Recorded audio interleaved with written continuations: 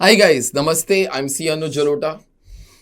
Whenever the examination of costing comes out, you see me on YouTube channel. This time is no different. So just now at 5 o'clock, the paper got over and it is approximately 5:15 just now.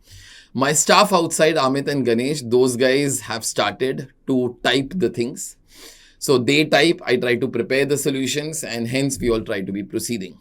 Do remember, this is not a discussion. This is going to be a long video like always. But then I do not like to be discussing. It is tough or it is easy. That depends upon how student minds works in the examination. That also depends upon what was your level of preparation.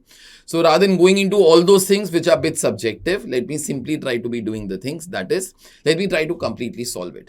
This video will be useful for two types of students. First, those guys who have given the examination in May 2025, those guys can evaluate how many marks they will be getting. For the future students, it acts as a practice paper whereby you all can start to solve the paper with me and try to understand the concepts up and so on. Okay, so let's start it off. Now, just before I start, there are two announcements. Okay, first one.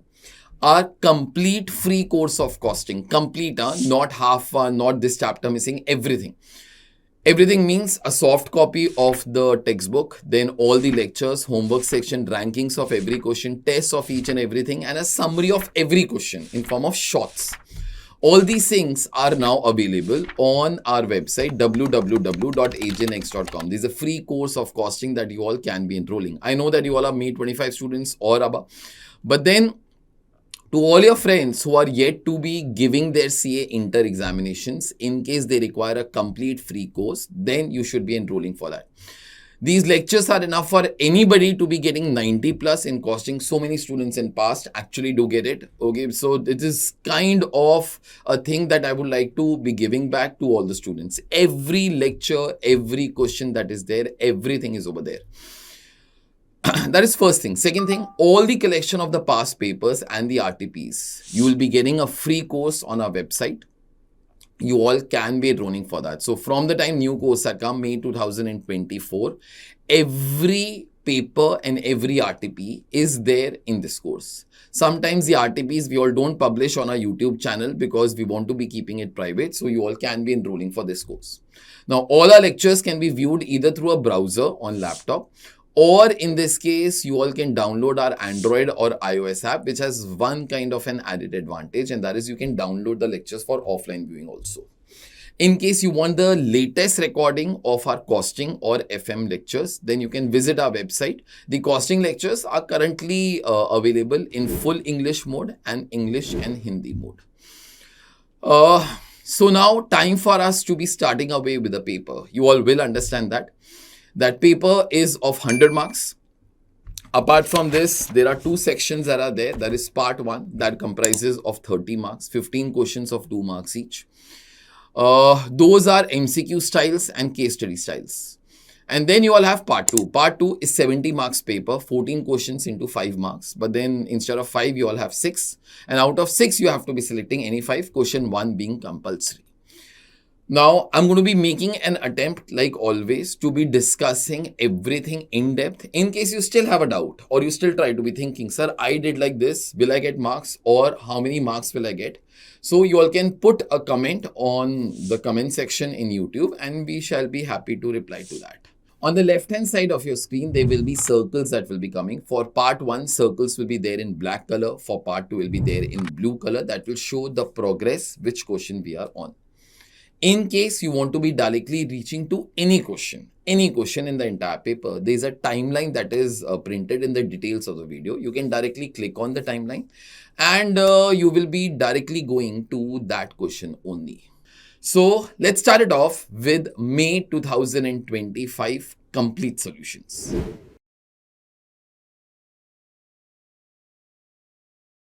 So after my brief introduction, okay, I am going to be telling you all the answers of each and every question. Okay, now just before I do that, this paper is one of the papers whereby ICAI has done lot amount of errors.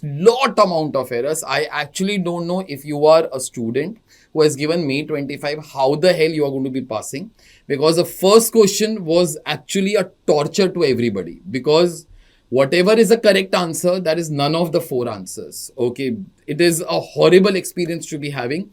And somebody can be thinking, sir, we will be getting grace marks. We go over there to get marks, okay, by our hard work. We don't go over there to get, like, a bakshish from the ICAI as such. Bloody spend some time, pay to good people who will be making good questions here. Okay, all stupid these people are. In any case, wherever I can, and in 90% cases I am going to be doing, I'm just trying to tell you the final answers. This will be mainly useful for May 2025 students. Okay, so first of all, how was the paper? The 70 marks paper was relatively very easy. 30 marks paper was all messed up. In 70 marks, there was one question number 1A, whereby the requirements was not very clear. As per me, by other professors, it might be clear. They might be thinking a bit better than me. But as per me, that requirement was not very clear. So therefore, I have made some assumption to try to arrive at the answer. Whether that assumption is taken by the institute or not, that I'm not sure. Okay. But part one was a torture for everybody. And I really hope that in future, ICAI does not try to be committing such kind of errors. And somebody can be taking them to the court also. Actually, the students waste their time by giving such papers. Chalo, in any case, if you're a student who was given May 25 attempt, then I'm just trying to tell you all the answers. Okay. Question number 1 of MCQs. Okay. Answer should be 1800. Then question number 2, 437,40,000. Question number 3, ICAI is stupid. None of the answers are correct. Okay. Question number 4, ICAI is stupid. None of the answers are correct. Question number 5, ICAI will be giving this answer correct, although even this is not correct. But then 5,40,000 is also not correct, but ICAI will be giving that as correct. The correct answer should be 6,75,000. That I'll be explaining the details when I try to be solving. But 6,75,000 is no longer over here. So therefore, I'm just trying to be thinking what ICAI could have done. So those guys would have given 5,40,000 as the answer. Okay. In budgetary control, this is the question number 6 of MCQs. Every MCQ is there for 2 marks. Okay. This should be your first answer, 59,396 and 93,780. Apart from that, 29.64 and 70.36%. This is 355,663. That is question number 8. Then question number 9, this is your answer. Okay, 844,337. Question number 10, this will be your answer as such. Okay, this is a complete PDF. In case you want the PDF, please message us on Telegram ID @HNX. This is our Telegram ID, please. Okay, message us your name, your telephone number, and the attempt that you will be given. In case you have given me 25 attempt, then you all can message that attempt. Okay, further. Budgetary control. Question number 11, 3120. Absolutely no problems with that. One thing I forgot to be saying. 1 ton, I'll be saying that thing in future also, is not 1000 kgs. 1 ton is actually 1016 kgs. But I think so ICAI does not know this. Most of you all also might not be knowing. 1 metric ton is nothing but 1000 kgs. Okay, that's also called as Indian ton, to be honest. Okay, ICAI simply written 1 ton. Correctly, 1 ton is 1016 kgs, but ICAI would have solved it taking to 1000 kgs. I'm damn sure, because they will not be knowing this thing also. So accordingly, I have taken 1 ton as 1000 kgs and solved it. But if you have correct knowledge, honestly, 1 ton is 1016 kgs. Okay, you all can search on Google. You can write down international ton. You can write down 1 ton in USA. Then you all will understand. In India, 1 ton, that is of 1000 kgs, no, is spelled as 1 TONNE. That is 1000 kgs. But ICAI spelling was 1 TON. So therefore, that is 1016 kgs. Okay, but then, okay, further. Question number 11, this will be your answer. Question number 12, in this case, this is your answer. This was on integral, non-integral. Question number 13, you have to find out absolute and commercial ton kilometers. This will be your answer. This answer is again wrong. It should have been 9.5%. ICAI has written 9.46. I don't know from where 9.46 came. At least solve, no. You'll come to know the correct answer, yaar. Okay. So again, it is an error. Now, you all can please put down in the comments how many got 9.5, and then, like, we forgot to tick only because we did not see 9.5, to be honest. Okay, but 9.5 is supposed to be the correct answer. Okay. Then in process costing, question number 15, 5% and 3150 was the correct answer. Then all your detailed questions had started. Question number 1A, I was not very sure of the required part. So as per me, this can be one of the answers. If I can think of a better answer over a period of time, I'll update the PDF. Okay, further. In this case, question number 1B, this is the profit based upon the current system, and based upon the notional sales value method, this will be the apportionment of joint cost per unit. Okay, further. Question number 1C was all about the separation, replacement and flux method. Replacement method, this is the answer. Flux method, this is the answer. Further, in this case, this question was about cost sheet. In cost sheet, this will be the cost of sales and this will be the sales. The difference will be profits. Okay. You have been asked the selling prices, so therefore these will be the selling prices. Further. Then this thing is all about Halsey-Rowan. So therefore, these will be your answers. 33.31 rupees, 35.42. This is effective hourly rate. Efficiency has increased by 22%. Savings per unit will be this and this, and you should be launching the Rowan scheme. Okay. Further, question number 3A. This is on activity-based costing. These are your three answers first. That is cost to be charged to every product, and this is idle capacity cost. Okay. Further. In any case, idle capacity cost you all have done in chapter of overheads also, that is BLA minus ALA into absorption rate, the same fund over here. Then this is on theatre. Your ticket rates will be 90, 180 and 540. Then question number 4A, this is on reconciliation. There is one balancing figure that will be 8,300. Although you don't prepare a RECO account, you try to prepare a statement. Okay, further. This is on standard costing. This is variable overhead variance. This is your fixed overheads variance, fixed overhead expenditure variance. This is a volume variance, and this is the calendar variance. Okay. Then this thing is all about process costing, one of the easier questions. Okay. Your equivalent output is this. Your cost per unit of output is this. And this is the finished goods cost. And this figure is a closing stock of WIP. Then this is a theory question on job and batch costing. I will try to explain it if my energy remains with me. Else in any case, I printed that over here. Okay, then question number 5C was there on budgetary control. You just had to be preparing a statement for certain number of students. This will be the total cost and this will be the average cost per student. Further, in this case, question number 6A, what is relevant cost? What is non-relevant cost? This was based upon RTPs of Jan 2025 that ICAI removed only, and that I had tried to be saying on Telegram channel 5 days or 6 days before the examination. Please do Jan 2025 RTPs because they have been removed. They were there on a free course here. You should have done it. So this is all about that. Then this was a theory question on activity-based costing, which I'll try to be solving if my energy remains.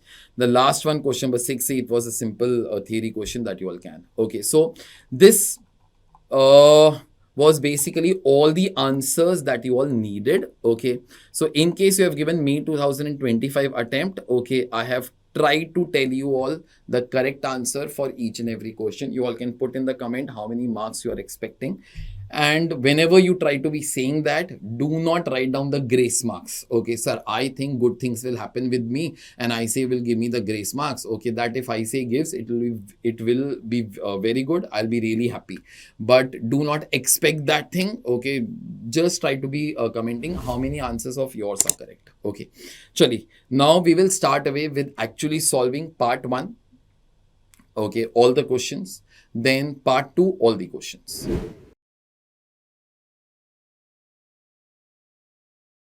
So guys, we'll start away with part 1. Part 1 is always for 30 marks. That is 15 questions of 2 marks each.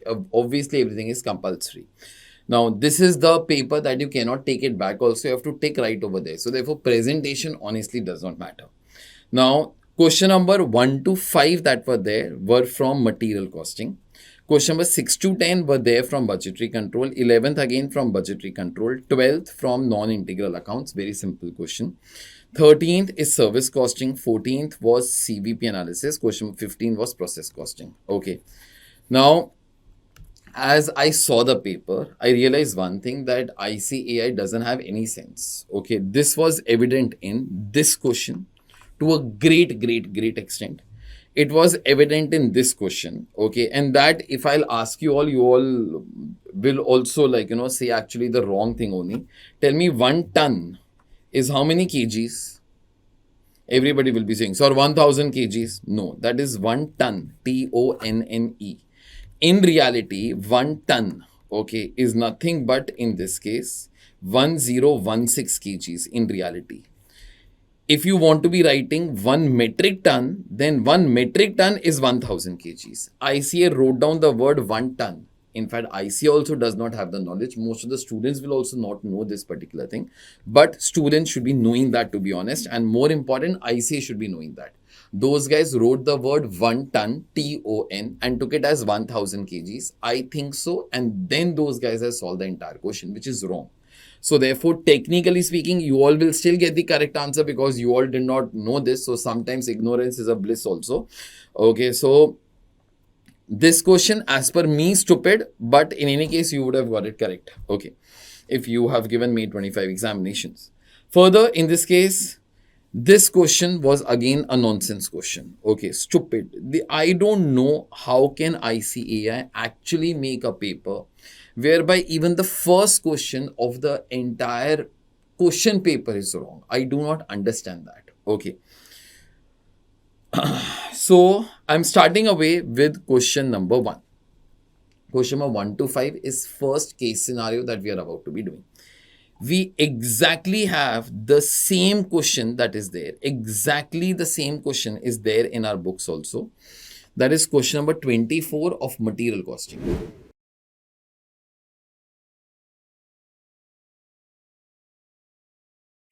So we'll start away with that question now. Now, there was absolutely no difference between this question and our question. This is our textbook. Okay. This is chapter number 2, question number 24. That was a 3-star question. 3-star questions means you have to look forward for all these questions on the last day. And almost the same kind of a question came. But then answer of the institute was all rubbish answer. I'll start away with the things as and when I proceed. Okay, there'll be some people who will start to be criticizing how can I say be wrong. You can keep your knowledge to yourself. Okay, when some people only try to mug up, okay, this is the problem that they all face, that they are not open to any new ideas. So let's start it off. Now, one thing that most of the people who have studied for me, they all know, I have no formulas in life. I do every single thing by logic. And that is whatever I'll try to be doing in this question also. This question was all about EOQ. Okay, but then there was reorder level also. But reorder level was with probability. It is the same question. One small thing. I have all my videos on YouTube channel for free. Even that question that I showed you, you all can see its full explanation of around 1 hour, okay, in the playlist of chapter number 2, material costing. You all can download the soft copy and see which question it is, okay, and then in that case, you all can be watching. I'm solving this question, case scenario number 1. Skylark Electronics Company assembles and sells laptops in India. Okay. An important component of a laptop is its rechargeable battery. Okay, the company buys its monthly requirement of 4,500 batteries, and it would buy its annual requirement in 10 equal installments. The purchase cost of one battery is 800. Okay, so this is a purchase cost. Purchase cost means CPU is 800. Okay, further. A is we manufacture laptops. We require battery as a raw material. Okay, it will be going inside our laptop. Monthly requirement is 4,500 into 12. So therefore, yearly requirement will be 54,000. Now, 54,000 will become A. A is number of units of raw materials to be purchased in 1 year. That will be 54,000 batteries. Now, this will be purchased in 10 equal installments. So therefore, at one time, currently, I'm purchasing 5,400 batteries. Okay. That is whatever was given over here. It would be buying them in 10 equal installments. Although this data you will not require, so therefore I'm deleting it. The batteries are used evenly throughout the year in the assembly process on 360 day per year basis. Okay. So there are 360 days in a year. Keep that thing in mind. The ordering cost is rupees 9,000 per order. Okay. Inventory carrying cost is 37.5% per annum. One small thing. Ordering cost, we try to represent as CA. CA is ordering cost per order. Inventory carrying cost is 37.5 per annum. This is given in percentage, so must be I. Now, how do you compute CI? CI is carrying cost per unit per annum. There is nothing but CPU into I. CPU is 800 into 37.5%. So therefore, this will be giving you rupees 300 per unit per annum. Even if you will see my question, no, that I have done in class, 54,000 was A, 54,000 was A over here. Okay, CA was 9,000, CI was nothing but 300, and CPU was 800 over here. Exactly the same question, to be honest, but ICAI did not know the answer. Further, the high carrying cost, see this 300 rupees is very high. They are telling you why it is very high. The high carrying cost results from need to keep the batteries in carefully controlled temperature and humid conditions, along with high cost of insurance. They are just trying to explain you why the CI cost is so high. If it is high, it is high. It's okay, fine. Now, delivery of the batteries from the vendor generally takes 6 days, but can take as much as 10 days. Okay. So usually the stock should be coming in 6 days. So therefore, our average lead time is 6 days. But it can go as high as 10 days also. They will be taking 6 days for sure, but then they can be taking 10 days. The days of delivery time and the percentage of their occurrence are shown in the following table. Delivery time. Stock, if I order, it will come in 6 days. Its probability is huge, 70%. That is why those guys had written that delivery from the foundry generally will take 6 days only. Okay, so because there was a 70% chance that stock can be coming in 6 days. There's a small 15% chance that stock can be coming in 7 days. Small 5% chance it can be taking 8 days. Small 5% chance it can be taking 9 days. Small 5% chance it can be coming in 10 days. But stock will be coming in 10 days for sure. Okay. The only place where my question was different from this particular question, over here probabilities 70 and 15. In my question, it was 75 and 10. That's the only difference that is there. In any case, probability always totals up to 100% or to 1. On the basis of the above case scenario, you are required to answer the following MCQs 1 to 5. Let's answer them. At what quantity of purchase of batteries will the ordering cost be equal to the inventory carrying cost? Now, ordering cost means TCA, total ordering cost. Carrying cost means TCI. TCA becomes equal to TCI at EOQ. That is why EOQ is the best level, no? Because at that time T is the least. Whenever T is least, TCA is equal to TCI. So therefore, its formula will be square root of 2ACA divided by CI. So therefore, 2 into 54,000 into CA is 9,000 divided by 300. You all do that, answer will be 1800 batteries. So ultimately, this will be nothing but your answer. Okay, this is part 1. ICAI is correct in this. Okay. Further, I've exactly given the same working also. This is your question paper and solution paper. Okay.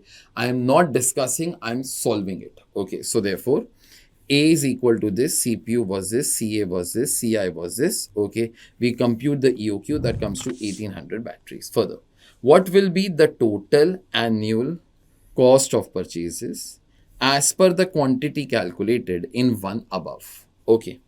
Total annual cost of purchases. Cost of purchases should include TCA, TCI, and purchase cost.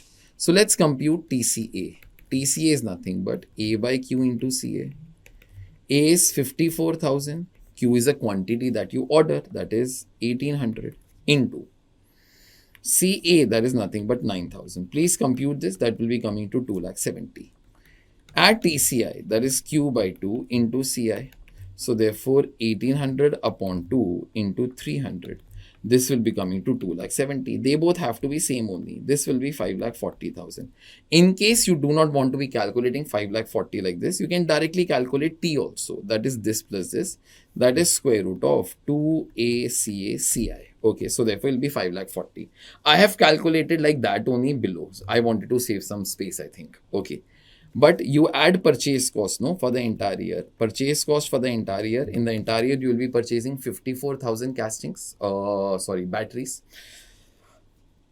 And every battery will be costing you 800. So therefore, 432 lakhs. Add, answer will be 437.4 lakhs. Okay. So therefore, I guess this will be your answer. Okay. This is altogether done. Now, that is whatever I've written over here. So therefore, 437.4 lakhs will become your answer. Okay, further. Question number 3. Now, before I read question number 3 now, this is only for those students who have not been taught by me. Either you refer that my complete video of this question, okay, which is part of our regular book only, okay, or I'm trying to explain in bit short amount of time, else the videos become too big here. 70% chance stock will be coming in 6 days. 15% chance stock will be coming in 7 days. 5% chance it'll take 8 days. 5% chance 9 days. 5% chance 10 days. But then in 10 days stock will come for sure. Okay. Now, see, your normal reorder formula, normal reorder level formula is nothing but maximum consumption into maximum lead time. Okay. In this case, maximum lead time is 10 days. Okay. So lead time is in days, no? So I'll require consumption per day. You will be consuming 54,000 batteries in the entire year for 360 days. So if you divide, it will be coming to 150 batteries. So therefore, 150 batteries per day into 10 days. So therefore, 1500 should be your reorder level. Okay, I have not even read whatever is part 3rd till now, but this is your normal reorder level. Normal means whatever you all have learned. But then this reorder level is inbuilt with 0% risk. 0% risk, sir. Risk of what, sir? Stockouts. Try to be thinking. Just one small thing before I will be proceeding. This 150 units is average consumption. It is also maximum consumption. It is also minimum consumption because nothing else is given to you. Okay. So what I was saying, normally if you start to be thinking, sir, reorder level is maximum consumption into maximum lead time. Okay, yes. But if you're doing that, please do remember, you have 0% risk of stock out. Why 0% risk? Worst to worst, what can happen to you in this question? Sir, vendor will be coming in 10 days. You have stock, no, for 10 days. So therefore, if you order, what do you mean by reorder level? This is a level at which you order. If you order at 1500 units level, what is your risk of stock out? 0%. Okay, because worst to worst will happen. You will still get the stock in 10 days. You have the stock, no, for 10 days. So therefore, there is 0% risk.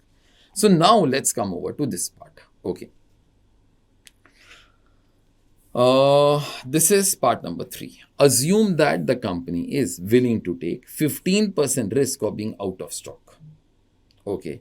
What would be the safety stock and reorder point? See, if you want to be taking 0% risk, reorder level will be 1500. Okay. But question says you want to be taking 15% risk. Your ROL will fall, no? Only then there will be risk. That's common sense, no? Okay. If you ever try to have ROL more than 1500, how come there will be risk? ICAI doesn't even know how to be putting the questions also properly, to be honest. Okay. So answer in any case cannot be more than 1500 for sure. And it will not be. Okay, see. Now, what does the question say? That company is willing to take 15% risk of being out of stock. Can we say taking 15% risk of being out of stock also means that being 85% sure that you have stocks with you? Correct? This line and this line mean the same thing. So you want to be 85% sure that you all have stocks. Okay, see. In reality, I have taught this thing in class also. How do you compute reorder level? Reorder level is always calculated in reality, in practical way, in 2 parts. First, compute minimum ROL. Sir, how do you compute the minimum? This is a basic ROL that everybody will have. You all tell me in this question, even if you're a mad person, how many days stock you would like to be having for sure? 6 days, because delivery from the supplier will usually be taking 6 days. How you can have stock which is lesser than this year? Then there will be stockouts every time. So therefore, your minimum reorder level in this case is 150 units. Okay, this is not your answer. Into 6 days. So therefore, 900 units you would be having for sure. Okay, this is your minimum reorder level. But if you are going to be having this only as your actual reorder level, do remember that your surety percentage, okay, will only be 70%. Why? Because there is a chance of only 70% that stock will be coming in 6 days. But you want to be 85% sure, no? So therefore, 70 plus 15 will give you 85. That means you should also try to be having stock for one extra day. That is a 7th day. Okay. So therefore, that extra stock that you're going to be having to increase your surety level from 70 to 85% is called as safety stock. Okay, so therefore, in this case, add up your safety stock. Safety stock will be for the 7th day, means for one single day. So therefore, answer in this case, your actual reorder level will be 1050, okay, and your safety stock will be 150. Sad point, out of 4, not even one answer is correct. Okay. ICAI wrote this, I was happy, but then they were so stupid to give this option along with it. How can safety stock be more than reorder level, beta? Safety stock is part of the reorder level here. Okay, nonsense. Okay, so I've written some words for the institute. Okay, if somebody is connected to the institute, you can kindly convey to them that you all don't have any sense to be making the question. Even if you made a good question, you don't have sense to be solving the question. Okay. This is your answer to question number 3. Okay. Now question number 4. Everything same. Everything same. Okay. Just a sec. Question number 3, I've printed whatever I wrote over here also. Okay. So therefore, minimum reorder level will be there for 6 days. The safety stock will be there for 1 day. Okay. Now let's read question number 4. Assume that company is willing to take 15. No. Now it is 5% risk of being out of stock. Okay, what would be the safety stock and reorder point? Exactly the same question, but 15 becomes 5%. See, if you want to be taking 5% risk of being out of stock, you should be sure to the extent of 95%. Okay. So I'm trying to be thinking minimum reorder level. Minimum reorder level in this case, even if you're a mad guy, you will still try to have a minimum reorder level of 6 days because supplier will be taking 6 days for sure. So therefore 900. But then if you only try to have a stock of 6 days, your surety level is only 70%, same as the previous one. But you want to have surety level of 95%. Let's see how will you get 95%. Okay. So 70, 15 more will make you till 85, 90, 95. So therefore, you should be having in this particular case a safety stock of 3 days. So therefore 150 into 3. So therefore 450. So therefore your reorder level should be 1350 and safety stock should be 450. There is no answer like that in this bit. So therefore in any case, again one more time, if somebody is connected to the institute, please tell them that you do not have sense. Okay. This is part 4th. Okay. So exactly the same thing I've written over here. Okay. Now, part 5. Assuming 5% risk of stock out, okay, what would be total cost of ordering and carrying inventory for 1 year? Okay. Now, what ICAI did, I think so, that must be their mentality. They want total cost of ordering and carrying inventory for 1 year. We calculated that thing in part number 2. It had come to 540. Either you directly apply this formula, root of 2a CACI, or you calculate this and then you will add it. Okay. In any case, answer is 540. I think so. Those guys will be writing 540 only as correct. That is whatever I try to be thinking. 540. Okay. I've written that thing over here once more. But as per me, that is not correct. Because when you're writing 540, okay, you are doing what? You are doing TCA. Okay, TCA formula is A by Q into CA of 270. This work I showed you all before also.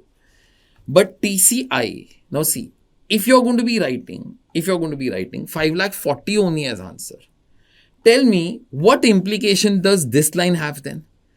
Because this line was not there in part 2 of the question, but now this line is there, no? Assuming 5% of risk of being stock out. So therefore, this line doesn't have an implication only in 540, but it should be having.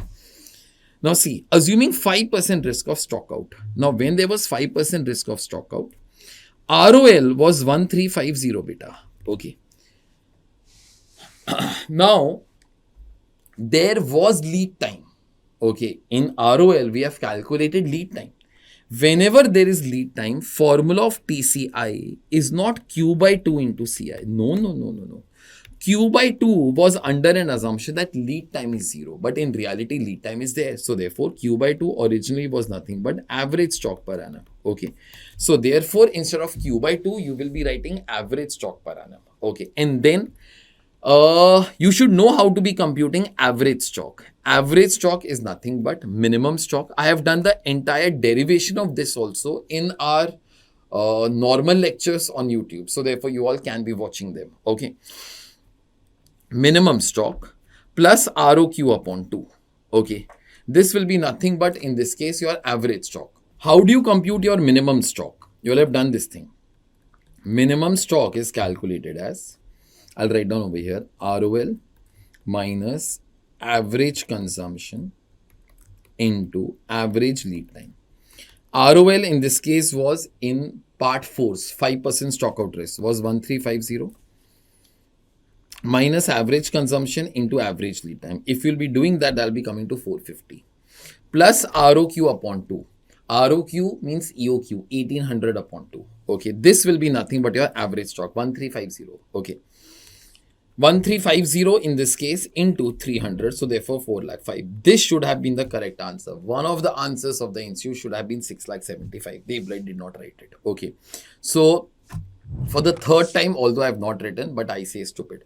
Now, I have told in past also, but ICAI cannot be doing this thing to the student that the first question is only wrong. It spoils the balance of everybody. Even if I am a student at this level, obviously who is not so confident that I am much better than the institute. Today I am, okay, but at that moment of time, even I was not. So it shakes up the entire confidence. You are trying to spoil 4 months, confidence, pride, everything of a student by giving question papers like this. Okay, it is not a correct way to be doing.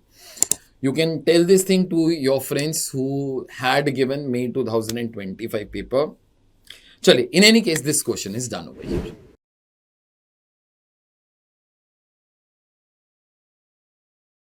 Chale, we'll start away with question number 6 to 10. Again, case scenario based only, second case scenario. Okay.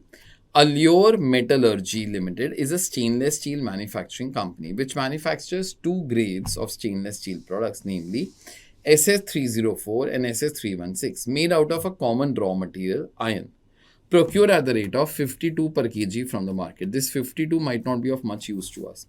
The usage of raw material is expected to be constant over the entire period. Okay.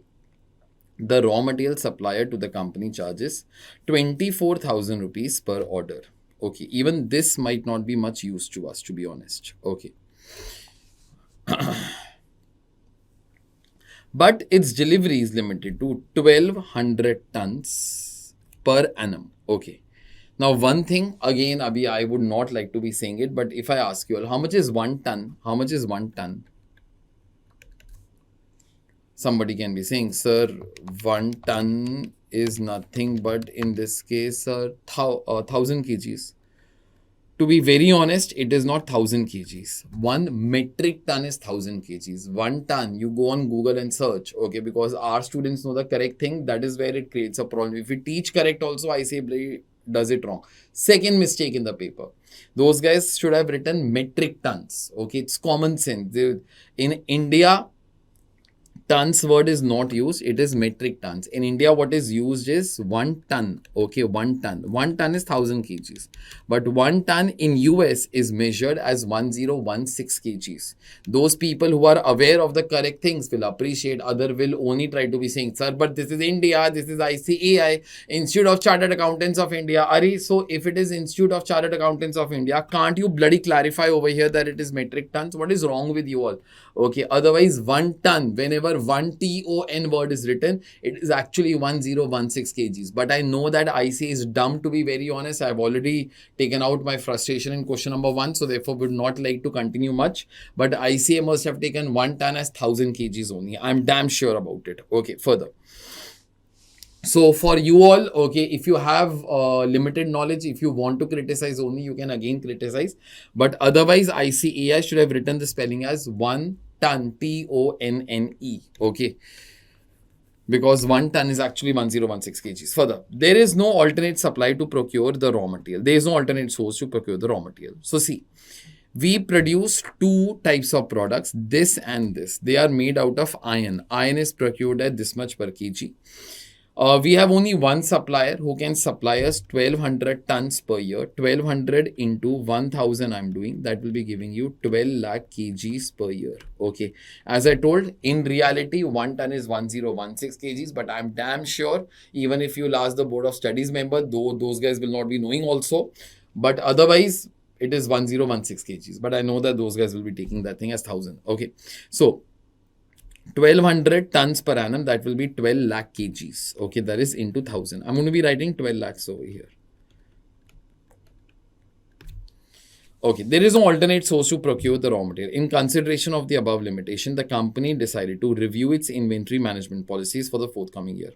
The following forecasted information has been extracted from the departmental estimates for the budget year 31st of March 2025. Okay. So sales in units, okay. Finished goods stock increase by year end, this and this, okay. Post-production rejection rate, 3% and 7%. What does this mean? If you produce 100 units and you inspect them, 3 will get rejected at that stage after production, post-production. So you will be left with 97 units, which you can sell it off in the market. Over here, out of 100, 7 units will get rejected, you will be left with 93. Iron usage in kgs, this is very important. Per completed unit, net of wastage, 5.5. So, whenever you produce 1 unit of stainless steel, okay, whenever you produce 1 unit of stainless steel, it has 5.5 kgs of iron. This is the iron that is there in the completed unit. But you will have to purchase more iron. Not only this much, you will have to be purchasing much more than 5.5. Why? Read the next line. Iron wastage percentage is 8%. If you purchase 100 units of iron, 8 get wasted if you will use it for SS304. So therefore, in your product, only 92 will be going. Over here, it is 11. So therefore, 100 in this case minus 11. Only 89 will be going inside your product. So therefore, there are 2 wastages. One is of raw material and one in this case is of finished goods. Okay. You are required to calculate the following for MCQ 6 to 10. So MCQ number 6 starts. The minimum number of units of SS304 and SS316 that the company shall produce to justify the sales forecast would be as follows. Okay. The minimum number of units that the company shall produce. Okay, see. So therefore, the sales forecast can be completed. See, this is the sales forecast. No, you got to be producing this. Sorry, you got to be selling this. This is the sales forecast. But then to sell this, no, you will have to be producing far more. Okay, why? First of all, this is the quantity sold.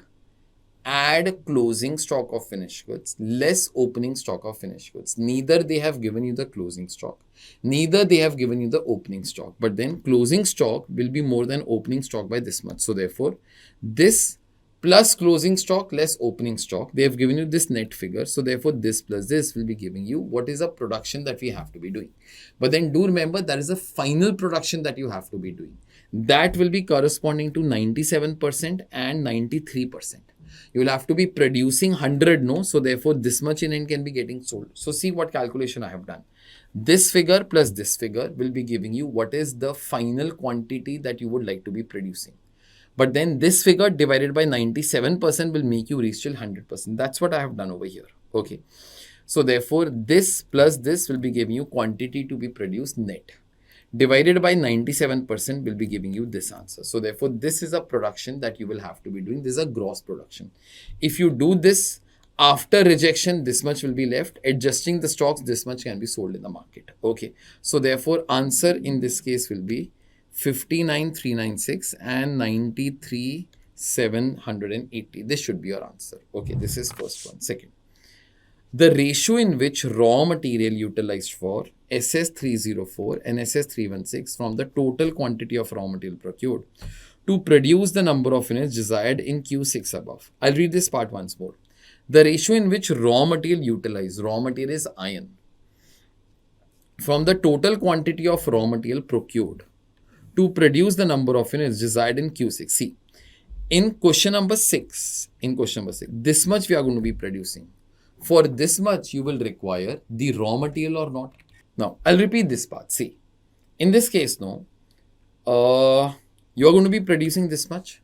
But for producing this, you require material or not. Okay. So this much will have some material, but then you got to be purchasing far more because there are wastages whenever you purchase the material also. I explained you that funda over here. So therefore, how much material will you need? First, you calculate that and then you calculate its percentages among the two products. Okay. So therefore, see what I have done over here. I have started the next answer from that you are going to be producing this much. Okay. This much will require how much final raw material, this and this. This much iron is needed for the final production. This is the final production that you will be doing. Okay. So therefore, see my answer over here. This is your production that we got above into this. So therefore, this is the iron that will be there in your final product. Okay. But then you got to be purchasing far more because there will be some loss. There will be loss of 8% over there and 11% over here. So therefore, this divided by 92% and this divided by 89%. This much raw material you got to be purchasing. Okay, that's it. Now this and this total is this. You take this figure as 100. Okay. And then try to be doing the percentages. This upon this into 100 will be giving you all this. This divided by this into 100 will be giving you all this. So therefore, this is the final percentage. Okay.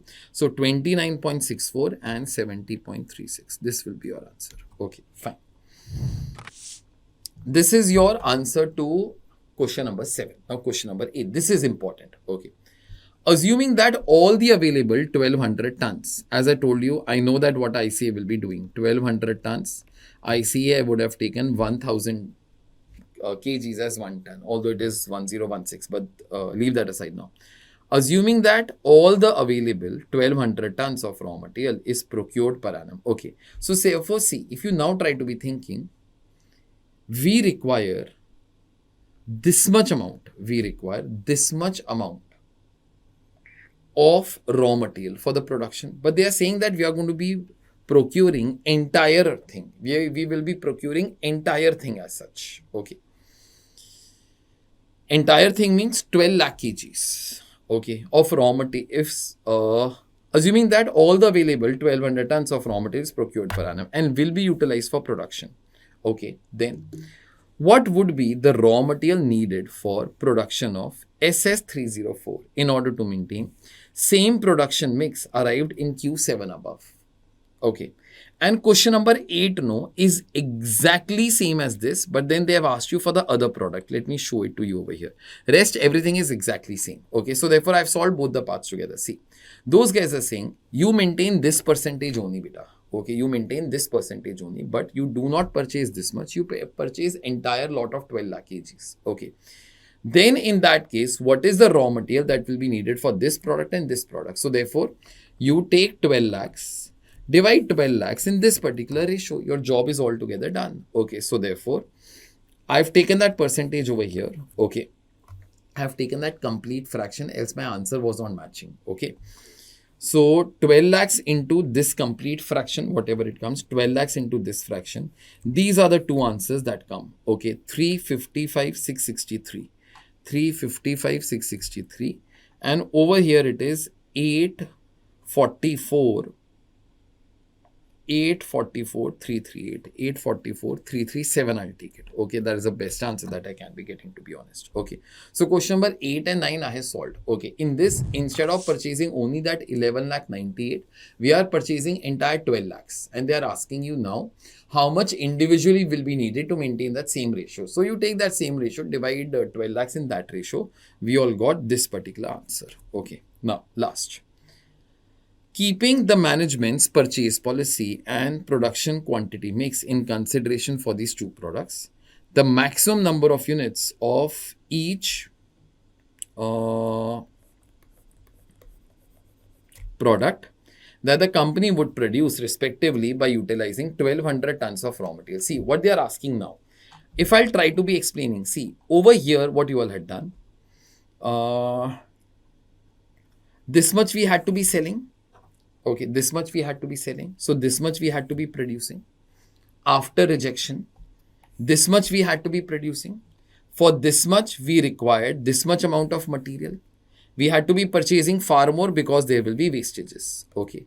Now those guys are saying, what those guys are saying, instead of 11 lakh 98, you will be purchasing 12 lakhs. Okay. And now, in this case, tell us how much can you produce from that 12 lakhs, keeping in mind those ratios. Okay. So exactly go reverse. So what I did, see, you had these two answers, no, with you. Okay. This is the bifurcation of 12 lakhs. You already have that. Okay. Now, this is 12 lakhs. Now, you're going to be doing entire reverse. This much will be used for this. This much will be used for this. Okay. This is similar to these numbers. But this was out of 11 lakh 98,050. Those are out of 12 lakhs. Okay. Now, in this case, out of this, I guess 8% and 11%. Okay. 8% and 11% will be raw material wastage. So therefore, only this much will be going inside your product. Okay.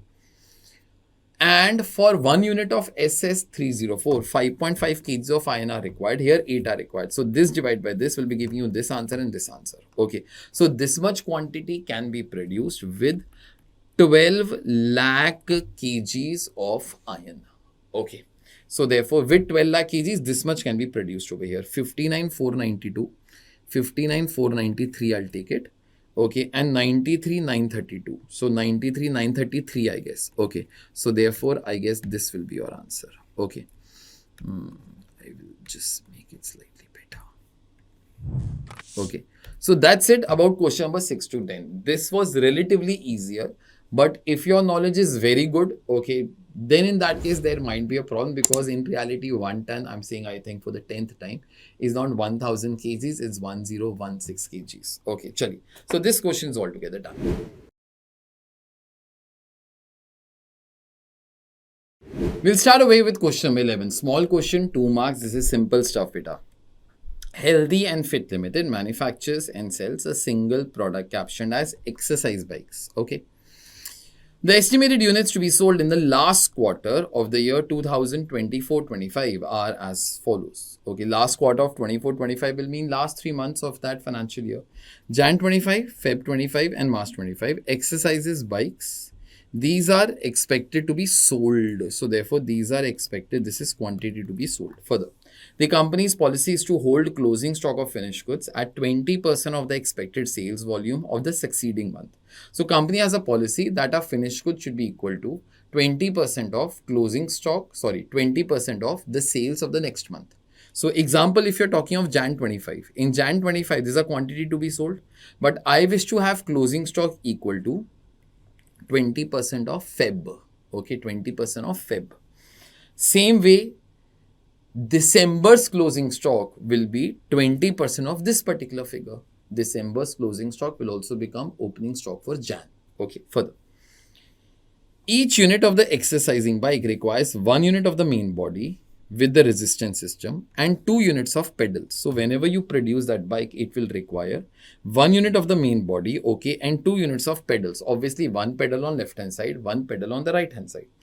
These guys make exercising bikes. Okay, so obviously there'll be 2 pedals, no? Okay, calculate the number of pedals required to be purchased for Jan 2025 production. Okay, only for Jan 25, what are the number of medals to be purchased? It's easy. See, 1500 is the quantity to be sold, but I require quantity to be produced. Add closing stock less opening stock.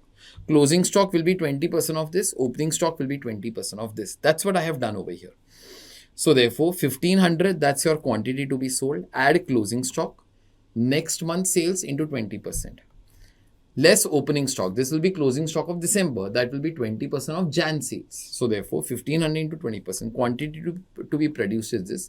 And for every unit of the bike, we require 2 units of pedals. So therefore, 2 units. This into this will be giving you 3120. So therefore, answer over here should be 3120. Like, these questions get over so fast. But honestly, first question was the one that takes lot amount of time here. Okay. Question number 2, it took reasonable amount of time. But question number 1 was very long. Means question number 1 to question number 5. Okay, chali, this question is done. We'll start away with question number 12. This question was on non-integral accounts. A company which operates a batch costing system is fully integrated with financial accounts. Okay. So it's an integral system. Costing and financial accounts are integrated. During a particular period, material worth rupees 30,000 and 20,000 were issued to production and factory maintenance respectively. So raw material was issued to production. Production happens in factory. Factory means WIP account. And factory maintenance. So therefore, we were issuing, say, materials like grease and all to maintain the factory floors, or something like, say, acids, phenyl to clean the factories. Okay. The following accounts are being maintained. SLC, WIP, production overheads, means factory overheads, finished goods. From the above, identify the accounts that will be debited to effectuate the issue of materials. So 1 and 2, 2 and 3, 2 and 4, and only 1. Okay, see, let's just pass the entry, that'll be best. If you're issuing the materials, you will credit SLC account, obvious. You are issuing the materials to factory, that means your WIP account will get debited, okay, for 30,000 rupees to be honest. And then some materials is being issued for maintenance of factory. So therefore, factory overheads account will get debited. Factory overheads means production overheads control account, okay. So therefore, which two accounts will get debited? This and this. So therefore, that answer is over here. Okay, I guess that is whatever I have written over here also. So therefore, entry will be WIP account debit, production overheads control account debit to SLC account. That will be your entry as such. Okay, easy question. Okay, free marks to all the students. I think so for this question.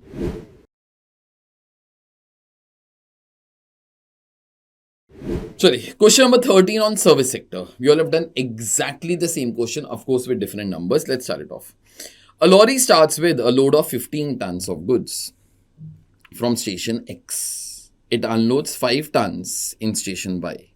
So therefore, it is left with 10 tons. And balance goods in station in station Z. Okay. So 15 tons, 5 tons gets offloaded at station Y, so 10 is left, and that entire 10 tons is offloaded at Z. On the return trip, it reaches X with a load of 8 tons loaded at station Z. So therefore, on Z, we again take the material, okay, of 8 tons and we directly reach X. The distance between X to Y, okay, Y to Z, and Z to X are. So therefore, there is a shortcut way from Z to X, okay. 50 kilometers, 60 kilometers, and 80 kilometers respectively. Compute absolute ton kilometers, also called as normal ton kilometers, and commercial ton kilometers. Okay, let's start it off. You all have 4 options. I thought I'll convert this into an entire diagram as such. Okay, station X is over here. The truck goes from X to Y. It was carrying 15 tons. It offloads 5 over here. So therefore, it is left with 10 tons. Entire 10 tons is offloaded over here. So therefore, it becomes 0 tons. Then again at station Z, it takes 8 tons. Okay, so therefore, and then it reaches station X. So therefore, this entire circle is completed. Okay. Further, distance from X to Y, okay, X to Y is 50 kilometers. I've written 50 over here. Y to Z is 60 kilometers. I've written that over here. And then Z to X in this case is 80 kilometers. Okay. You have to be calculating absolute ton kilometers and commercial ton kilometer. Let's compute absolute ton kilometers. What is absolute ton kilometer? What is 1 ton kilometer here? Whenever 1 ton is carried for 1 kilometer, that composite unit is going to be called as 1 ton kilometer. 15 tons are carried for 50 kilometers plus 10 tons are carried for 60 kilometers plus 8 tons are carried for 80 kilometers. So 15 into 50 plus 10 into 60 plus 8 into 80. That answer will be 1990 ton kilometers. Okay, that's it about absolute ton kilometers. Second, commercial ton kilometers. So commercial ton kilometers is calculated as total distance. That is this plus this plus this. How much will be the total distance, beta?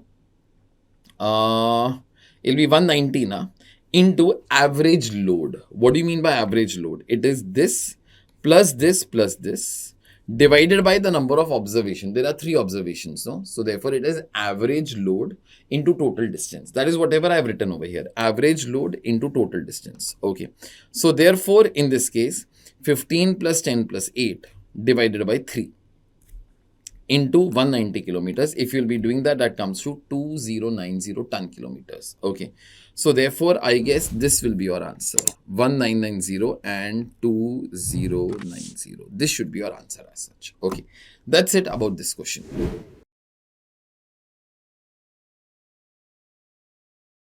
We'll start away with question number 14. I honestly don't know how much should the frustration be taken out, because this is again one question whose answer is not perfect. ICAI has not done the correct thing. They should have written exact answer, not an approximate answer. So question number 1 to 5, stupid. Question number 6 to 10, I'll not say stupid, but lack of knowledge. They do not know 1 ton is actually how many kg. Spelling T-O-N. Okay. If they want 1 ton should be 1000 kgs, they should be writing the word metric ton. Okay. And third is this question. Let's see. The company forecast is labor cost and material cost to go up by 12%. So labor cost will be going up by 12%.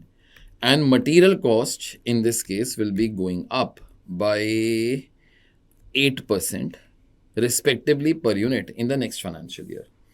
If the ratio between material and labor is 5:3, okay.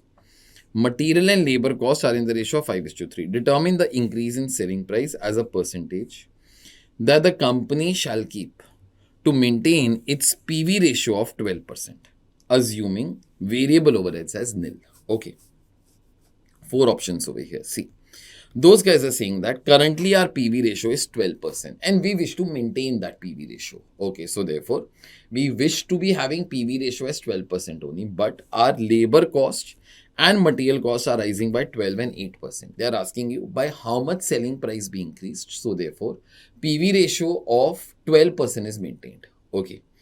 And material cost and labor cost are in what ratio, beta? 5:3. So see what I have done. Let current selling price be 100. Please do remember, PV ratio is not affected only by number of units. So therefore, number of units will not come only into question. Okay. So let selling price be 100. PV ratio is 12%. So therefore, this will be nothing but 12. Okay. 100 into 12%. Variable cost only comprises of 2 things, material and labor. That is whatever those guys are told, that there are no other variable overheads. Okay. So therefore 88. 88 will be in what ratio, beta? 5:3. So therefore 88, please divide in the ratio of 5:3. Okay, that is whatever we have tried to be doing. So therefore 88 divided by 8 into 5 will give you 55, and this is the current structure that is there. Now those guys have told material cost will increase by 8%. Okay, so therefore 55 becomes 55 plus 8%. So therefore 59.4. That is first thing. Second thing, labor cost is 33. It will increase by 12%. So therefore it will become 39.96. Okay. ICAI might have rounded this off. I am not aware, but those guys should not have done it. At least take up to 2 decimals. No. So therefore, if I total up this, okay, this is 99.36. Okay. So your new variable cost, old variable cost was this, new variable cost will be this. Okay. So therefore, in this case now, this is your new variable cost. Now you still want to have a PV ratio of 12%. So therefore, if this is 100, this figure should be 12. Okay. So therefore, this figure should be 88. Kindly cross multiply with this. So the moment you all cross multiply, okay, you should be able to get this particular answer. So therefore, this answer will be nothing but this into this divided by this. I'll do that. 96.36 into 100 divided by 88. So therefore, this is 109.5. That is whatever I wrote over here. So original selling price was 100. It becomes 109.5. So therefore, increase in selling price is to the extent of 9.5%. Now, the problem is 9.5 cannot be seen anywhere, to be honest. Okay. So I'll rather take this as the answer, although correct answer in this case should be 9.5. I really feel sorry for the students, to be honest. Okay, to be facing this kind of a third class hardship from ICA's side. This is stupid. You should try to be giving exact answers. No, what is the problem of giving the exact answers? How do we know that what you must have done to get these answers here as such? Okay, not a correct way. In any case, our question is done. I will not speak further about what quality of level ICA is. If I have to, then I'll try not to be speaking much. Okay, chali, this question is done.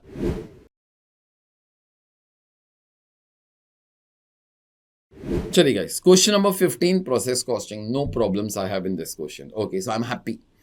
A spice is passed through two processes and the output of process 1, grinding, is transferred to process 2, packaging. The input in process is 7,500 kgs and the output are 7275 kgs. Abnormal gain is 150 kgs. Okay. So input in this process is this, output is this, there is abnormal gain of this much. You are required to calculate normal loss percentage and value of abnormal gain. If total expenses incurred in process 1 are 150, 750, okay, and scrap has a realizable value of 3 per unit, okay. 4 options are, so this is normal loss percentage, okay, and this is value of abnormal gain, okay. You have to pick up the correct answer, okay. I thought the best way to be explaining, I'll make the account here. So therefore, on debit side, you will have material, labor, and FOH. I'm simply calling them as expenses. Quantity 7,500, 7,500. Expenses over here 150, 750, 150, 750. Okay. What was the output? 7275, 7275. Abnormal gain is 150, abnormal gain is 150. Now, once you write down all this entire data, okay, whatever I have written, I'll just try to highlight that, okay. I will highlight that in some way. So, this we wrote, further this we wrote, further this we wrote. So, therefore, this will be your balancing figure. So, therefore, normal loss in this case is your balancing figure. If you will be taking this and you will be dividing by this, so this will be coming to 5%. 375 divided by 7,500 into 100, that will be coming to 5%. So therefore, one out of these two should be your answer. Okay, but then which is the correct answer, that we'll try to see by calculation of abnormal gain. Abnormal gain is valued at normal cost. So normal cost is direct material plus direct labor plus direct expenses plus factory overheads, which are together given as 150,750 minus scrap value of normal loss. Now 375 was your normal loss. It has a realizable value of 3. So therefore I multiplied by 3 to be getting this answer 1125. So this minus 1125 divided by expected output. Expected output will be input minus normal loss. So therefore 7125, that comes to 21 per unit, and abnormal gain will get valued at 21 per unit. So 150 into 21, that is nothing but 3150 over here. So therefore I guess C answer should be correct. Okay, so this will be your correct answer. Okay, this question was quite an easy question and no fault in that. ICAI, well done. Okay, chali. So your part 1 is completely done from my side. Okay, 30 marks. Honestly, I will give Institute 0 for setting such part 1. Okay, you all I can be giving good marks. Okay, chali. This thing is done. Chali. Part 1 is altogether done. Good thing actually part 1 is over, to be honest. Okay, because it was, yeah, I get with this thing because question number 3 was wrong, 4 was wrong, 5 was also not correct. In the part of budgetary control, they don't know 1 ton meaning. Okay, chalo, okay. They don't even in that CVP analysis question. Let's do part 2. Now, part 2 was slightly better. In fact, if you had to be earning marks, no, that was in this entire thing. We usually say do MCQs first, okay, but if somebody would have done MCQs first, no, they would have become mad. And I am really sorry because I could not have, in my dreams also could be thinking that even MCQs can be wrong here. So, in part 2, ICAI has tried to cover every chapter that is there. Nothing has been left except the chapter of overheads. Okay, rest every chapter has been put over here. Okay. So, except this question that I was not very comfortable with. Okay, I did not understand the required part in a proper way because it was not super clear to me. So, I have taken my interpretation and tried to be solving. Rest all the questions As such, I could be solving them completely, so no problems. And over the last few years, if you will see that our video, usually the complete solution, okay, we are the only one to be providing the complete suggested, comes out within a day of the paper, because we have to try to do the things in a proper manner, not trying to hurry up with the things. So most often, whatever suggested we all give, it coincides with whatever suggested ICAI tries to come out with after 5 to 6 months. And I think so you all will be knowing the reason why they do not come out with the suggested super fast, because else there will be many cases on them.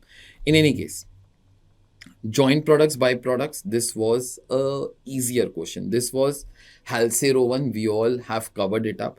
Cost sheet question, we all have done of multiple products, black and brown polish. This was quite similar to that. Then, this question was on the separation method, the replacement method, flux method. This was on Halcero one. Activity-based costing might be the simplest question. This was on a theatre sector. This was on a reconciliation. Very simple question, but there was a balancing figure that ICA had told also. In standard costing, they only asked you fixed and variable overheads, and that also the beginning ones. Process costing, again, one of the simple questions. Batch costing, they ask the difference between batch and job costing. Again, a simple one. Budgetary control, very simple question. Okay, college takes out the kids for the picnic. You have to try to make a flexible budget. This was a really tough one. Okay. And not everybody will be attempting that thing. Same way, even this question, a theory question, was relatively a tougher question. Okay. So I'm not sure how many people would have attempted that. I will be solving it. Okay. And this was slightly based upon, I'll not say exactly, but slightly based upon the concepts that I had taught in RTPs of Jan 2025. The problem was ICA removed RTPs of Jan 2025 from the website only. I don't know the reason why, but there was a question in that, and this was bit related to that question. What is relevant cost? What is non-relevant cost? They had given 5 situations. Okay.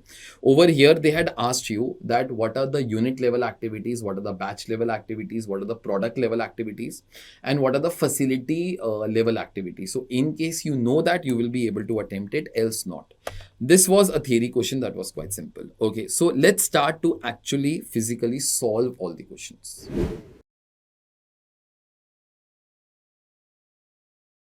Sorry guys, so we'll start away with question number 1A. Now, all the questions in part 2 were very good, to be very honest, very clear also, except this question. This is might be say of budgetary control, or this question is of CVP analysis. I exactly don't know, and really what does it matter if you all can be solving it. Let's start it. Axion Industries is a heavy industrial gear manufacturing company with a manufacturing setup in Pune. Mr. Andrew, the CFO of the company, furnishes the following information to Mr. Joe, who heads the finance department. Okay. So it's a manufacturing company set up in Pune. And the CFO is given the following information to the finance department. For financial year 2024-25, total sales, raw material cost, direct wages, fixed and variable overheads. So this amount is in crores. I'll be doing the entire sum in crores, please. So if you'll be subtracting, you'll be arriving at 10,000 rupees of profit, or 10,000 crores. Number of units sold, 40,000. The market being very competitive and with the raw material rates rising, Mr. Andrew raises concerns with Mr. Joe, where he expects the next financial year workers' wages to be rising by 20%. Okay, so workers' wages will be rising by 20%. And fixed cost component to decrease by 500 crores. Okay, whatever is a fixed part in this, that will be decreasing in this case by 500 crores. Okay, further. Total fixed and variable overheads, however, is going to be set to 28,500. In the next year, it will become 28,500. That is, this figure next year will become 28,500, although there will be a drop of 500 crores in fixed cost. The total number of units expected to be sold would be 50,000. Okay. Now, to be very honest, I did not understand this line very properly, and due to that, I am not 100% sure what ICA means by this. I have taken one view to try to solve the question. There could be a better view. I'm not sure. Okay. Required. Calculate the minimum number of units to be sold to sustain the same profit per unit in financial year 2025-26. Okay, those guys say that tell the number of units to be sold. So therefore, you get the same profit per unit. Honestly, if it was total profit, no, I would not have had a confusion. But then my problem is same profit per unit. In financial year 2025-26 also, ignore further effects on fixed cost. So there will be no change on fixed cost except this change, whatever is given to you. Okay, see what I have done. First of all, no, I want the same profit per unit as in the last year. Okay, as in the last year. Okay. So therefore, I thought I'll convert this entire thing into an income statement. But for that, always better, whenever fixed and variable overheads are given combined, you try in this case to segregate them. Okay, so therefore, working note 1. Now see what I have done over here. Now, fixed cost changes in the next year. So therefore, I made equation and solved it. How? Let fixed cost be X in 2024-25. In the next year, it will be decreasing by 500. So therefore, this is fixed cost that is fallen. Let variable cost per unit be Y. But I think so. There is no change in the variable overheads part. Okay, that is this part. There is no change in variable overheads. Okay, so therefore, this is actually let variable overheads. Okay. So therefore, let it be Y in both the years. Okay, by default, we all have two assumptions. We have three assumptions. Selling price is constant. Forget about that. Variable cost per unit is constant and fixed cost in lump sum is constant. But fixed cost will change. That is whatever question says. So therefore, variable overheads per unit will be remaining constant only. Okay, so now see how this cost must have come, beta. This cost must be sum of fixed and variable cost. Okay, and fixed cost must be lump sum. But variable overheads must be per unit. So therefore, into number of units.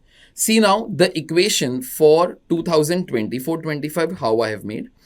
And 25-26 how I have made. See, 25,000 over here must be comprising of fixed cost. Okay, that is X. Plus Y is per unit into number of units, that is 40,000. In the next year, it will become 28,500. But fixed cost is going to be falling down by 500. Plus now number of units will be increasing to 50,000 into per unit cost, that is Y. Okay. Now over here, what I have done, taken 500 to this particular side. So 29,000 is equal to X plus 50,000 Y. Okay. Solve this equation and this equation. In fact, you can just try to subtract them. Okay. So therefore, 4,000 is equal to 10,000 Y because X and X will get cancelled. So Y will be equal to 0.4. Substitute Y in any data, you will be able to arrive at fixed cost. So therefore, X comes to 9,000.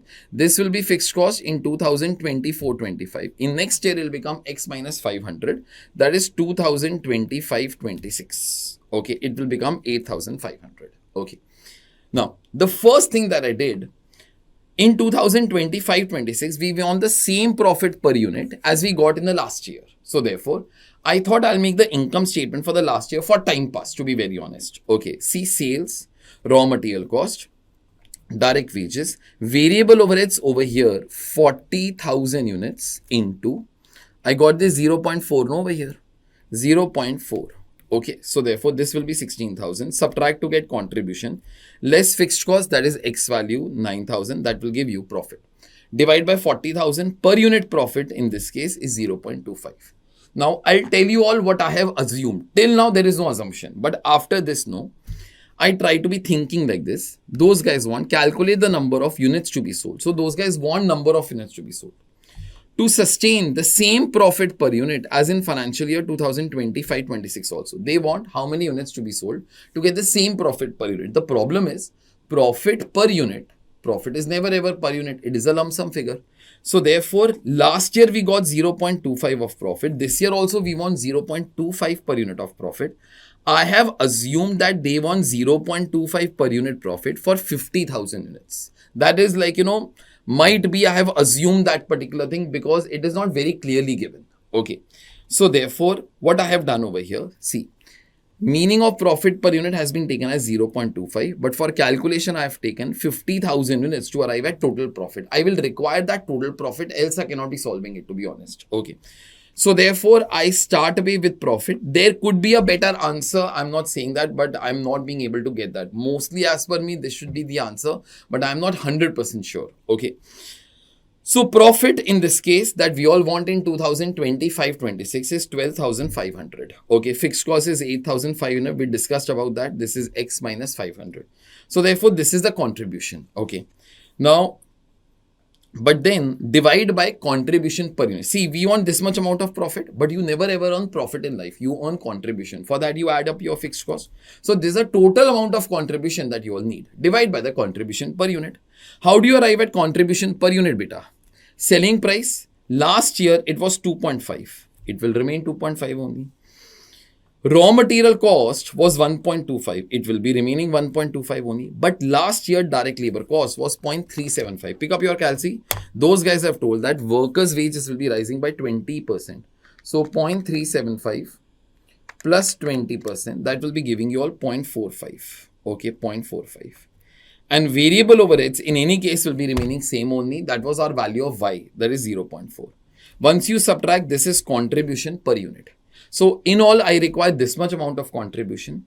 Every unit will be giving you this much amount of contribution. So therefore, these many units are to be sold. Okay. As per me, this is the answer. But to be very honest, like I am not 100% sure about what ICAI meant by that profit per unit. Because profit per unit is never ever a term only. Profit per unit, it's always a lump sum profit figure. So as per me, this is the answer, but I'm holding my full opinion over here. There could be some different answer also. Okay. Chali, so this question is altogether done.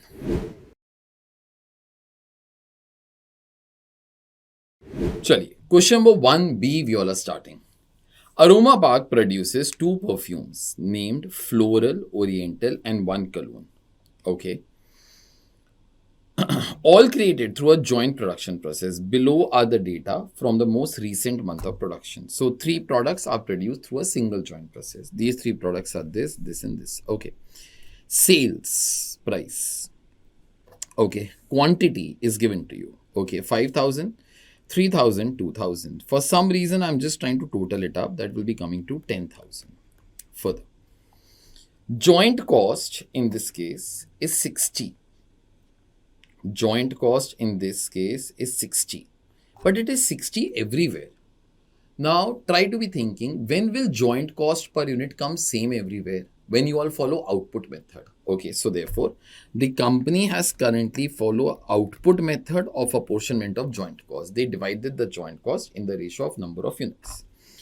So 60 is a common joint cost. So therefore total joint cost must be 6 lakh rupees. Okay. That is 10,000 units. Every unit got 60 rupees as joint cost. In case you don't want to be doing this, you can do like this also. This into this, plus this into this, plus this into this. In any case, I'll be coming to 6 lakhs further. Cost after split off point, also called as post-separation cost. That is 40, 80, 100. Total cost. They have added the last 2 things over here. Okay. The management on reviewing the above cost data is of the opinion that they are selling their largest volume product at a loss. Largest volume, 5,000, 3,000, 2,000. This is the largest volume. Are they selling it at a loss? Currently, yes, because their selling price is 80, but their total cost is 100. Or the product cost data is flawed. So what the question is saying that either in reality, we are selling our largest volume product at a loss, or this data is only wrong, beta. Okay. Prepare a statement showing profit and loss for each product based on the given data. Okay. Second, respond to the management perception by showing joint cost apportionment based upon NRV method, net realizable value. Also, some people call that thing as notional sales value method. Okay. Now see, first part is very simple, beta. You take your selling price. Okay. From selling price, based upon this data, find out your profit or loss here. Okay.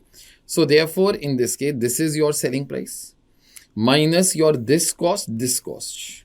That will give you profit and loss per unit multiplied by number of units. Okay, that is whatever I must have done over here. Okay, so sale price minus the joint cost minus post separation cost, that will give you profit or loss multiplied by the quantity. Here your largest selling product is getting sold at a loss, no as such. Okay, so this is the statement based upon the current data that is there with you. But let's try to have a better statement, okay, whereby we apportion the joint cost based upon NRV method. Okay, so therefore joint cost must be 6 lakh rupees. I told you all in advance. Let's try to apportion joint cost based upon NRV method. How do you apportion joint cost based upon the NRV method? So first of all, in this case, you try to be having final sales value. Final sales value in this case, uh, final sales value will be this figure into this particular figure. This is final sales value. So therefore, for floral, that will be coming to 4 lakh rupees.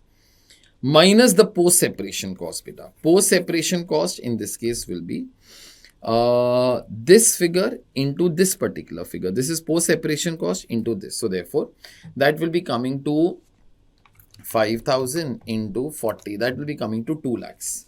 So final sales value minus post-separation cost will start to be giving you all notional sales value or net realizable sales value. Do that thing for all the products. That will be coming to 9 lakh 60. Once you all do that, divide joint cost of 6 lakhs in this ratio. Okay, this will be your bifurcation. Divide by the number of units, 5,000, 3,000, 2,000. So therefore, based upon NRV method, you will not be getting 60 rupees per unit. You will be getting these as your joint cost as such. Okay. And then those guys had told me what? That respond to the management perception by showing joint cost apportionment based upon net realizable value method. Now, in case you want to halt over here, you all can be. You will be getting your marks for doing this thing. Okay. But in case you just want to be showing a slightly better answer, you might not be getting extra marks also. Just I thought I'll make it. Okay. And that is statement showing profit and loss based upon this method. So therefore, I again made the same statement, but instead of 60, 60, 60, I've taken the new joint cost that I got. That is 25, 75 and 125. I calculated all those things. I got profit and loss, okay, per unit into the quantity. This was my final profit and loss. Okay, please do remember, final profit there also was 3 lakh 60. Here also is 3 lakh 60. But this is a better breakup because we have done the apportionment based upon your based upon the notional sales value or net realizable sales value method. You should be getting marks in the examination based upon this answer. Okay, 25, 75 and 125. Okay, easy question. Just that you should be able to identify instead of output method, you should follow notional sales value method. Nothing else over here. Okay, chali, all done.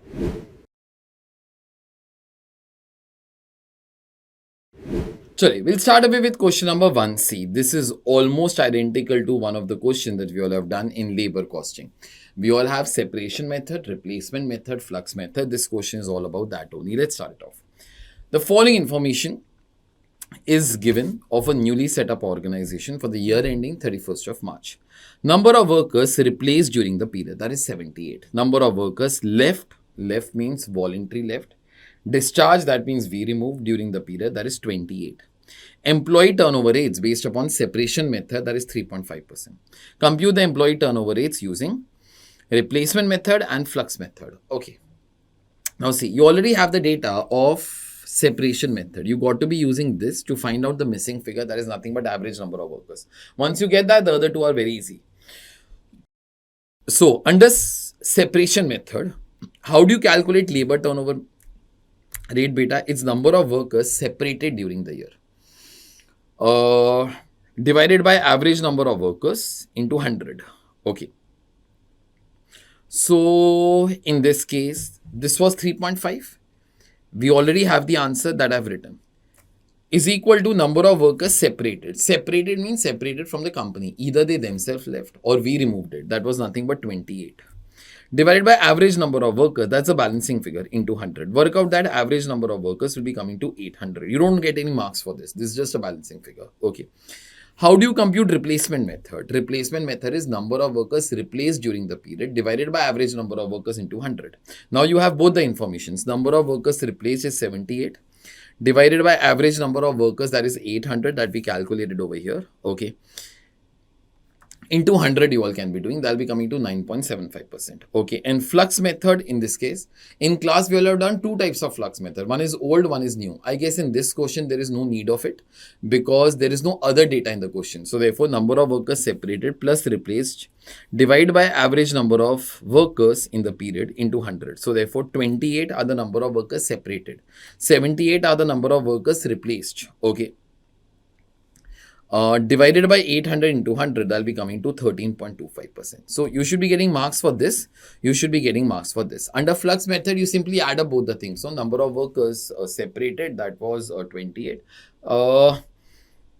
plus number of workers replaced, that was 78, divided by average number of workers into 100. Chaliye, with that, my job is altogether done for this entire question.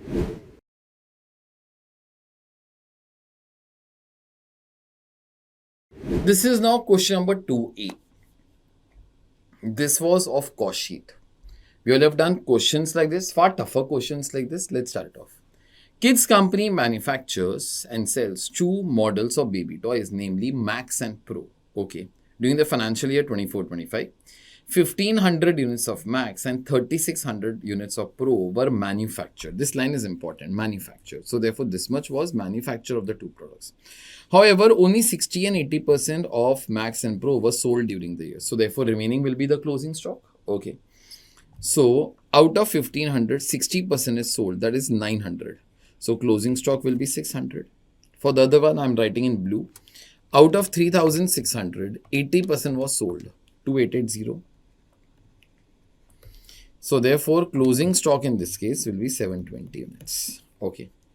Now, labor cost per unit. Even if word per unit was not there, it will still give you the same answer only. Because by default, labor is a per unit cost. Labor cost per unit of Max, the first one.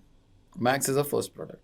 Is 2 times that of Pro. There was no opening stock of finished goods or WIP. Okay.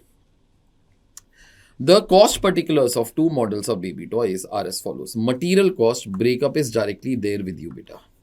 Labor cost, those guys have not given you all the breakup. Okay, further, the cost controller of the factory informed that works overheads means factory overheads is 50% of labor cost. So once you get the labor cost bifurcation, you will get factory overheads breakup also. Office overheads is recovered at 20% of works cost. Now see one small thing. Office overheads means admin overheads. Admin can be related to production or it can be general admin. As it is some percentage of works cost and works cost is dependent upon production, this admin must be related to production only. So therefore, it will be coming as part of COP. Okay, I hope you all understand. Selling and distribution overheads is 20 rupees and 30 rupees per unit sold for the model Pro and model Max respectively. Okay, so S&D is 20 and 30 rupees. Prepare a cost sheet for the financial year 2025 showing various elements of cost for each model of baby toys. Prime cost, works cost, cost of production, cost of goods sold and cost of sale. We'll be computing all the things. Calculate the per unit selling price of each model of baby toys. Okay. If profit is charged at 20% on sales. Beta 20% on sales is 1/5 of sales. That is also 1/4 of cost. No. Once you arrive at first part, for part second, you will get your cost, add up your profit margin, no? 1/4 of cost, you will arrive at the answer also. Okay, see. So, I thought I'll start away with cost sheet directly. What I have done over here, see, cost sheet, Pro and Max. Quantity produced, quantity sold that I wrote over there. Okay. Difference in this case is closing stock. That closing stock I have written over here. Okay. 600 units and 720 units. My format of cost sheet is like this. Direct material, direct labor, prime cost. Add factory overheads, factory cost. Add admin overheads related to production. They are related to production because they are some percentage of works overheads. Okay, that will be giving you all cost of production. Less closing stock of finished goods. That will be giving you all COGS. Add S&D overheads. That will be giving you all cost of sales. Once you all do that, 1/4 of cost is going to be your profit. 1/4 of cost means 25%. Okay, that will be giving you your sales. Now see, direct material breakup is only there with you. Direct material breakup is only there with you. So nothing for me to tell you. It is 42,000 and 63,000. Now see, for direct labor, you will require something. And that something, that line was over here. Labor cost per unit of max, okay, is 2 times that of Pro. So therefore, see, you have to be dividing 1,21,000. No? You have to be dividing 1,21,000. This is total labor cost. How total labor cost must have come? Direct labor cost into number of units produced. So therefore, direct labor cost, obviously per unit, into number of units produced. Okay. Now, in this case, we have the ratios. No, our job will be done. So therefore, direct labor cost per unit will be in the ratio of 2:1. Into number of units produced, 15 and 36. So therefore, total direct labor cost in this case will be in the ratio of 30:36. So take 1,21,000, divide that in the ratio of 30:36. You will come across this breakup. Okay. And one thing that you all can see, this cost will be double as compared to this. That is whatever the question I told, no, that the labor cost for pro is double as compared to max. You all do prime cost. Factory overheads is 50% of direct labor. You all can be doing that particular thing. You will arrive at factory cost. Admin cost is 20% of works cost. So 20% of that I've put over here. So therefore that you all will get. You will be arriving at cost of production with that. Now, this cost of production will be used for valuation of closing stock over here. So therefore, closing stock of 600 and 720 will get valued at 99.6 and 54 rupees per unit respectively. Okay, cost of goods sold. Add S&D. S&D is 20, S&D is 30. That is whatever I had told, I guess, over here. S&D overheads is 20 per unit sold for model Pro and model Max. I'm reading this part once more. Selling and distribution overheads is 20 per unit and 30 per unit sold for model Pro and model Max respectively. They have told for model Pro and model Max. Okay, see over here. 20 rupees and 30 rupees. But it is wrong here. It should be 20 for model Pro. Pro is my second one, no?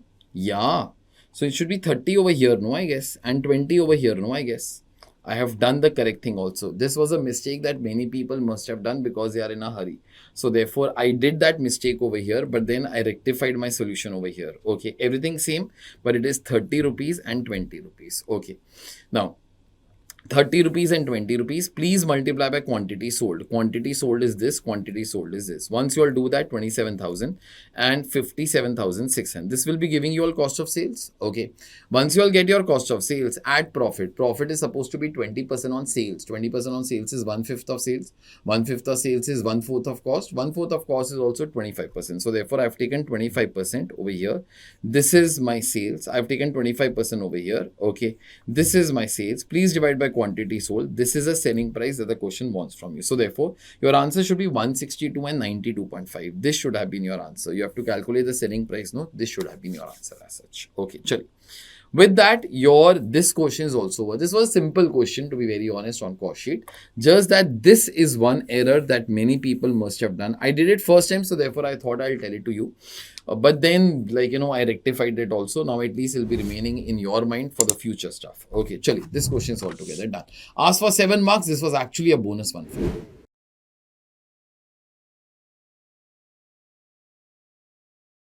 Chale guys, we'll start away with question number 2B.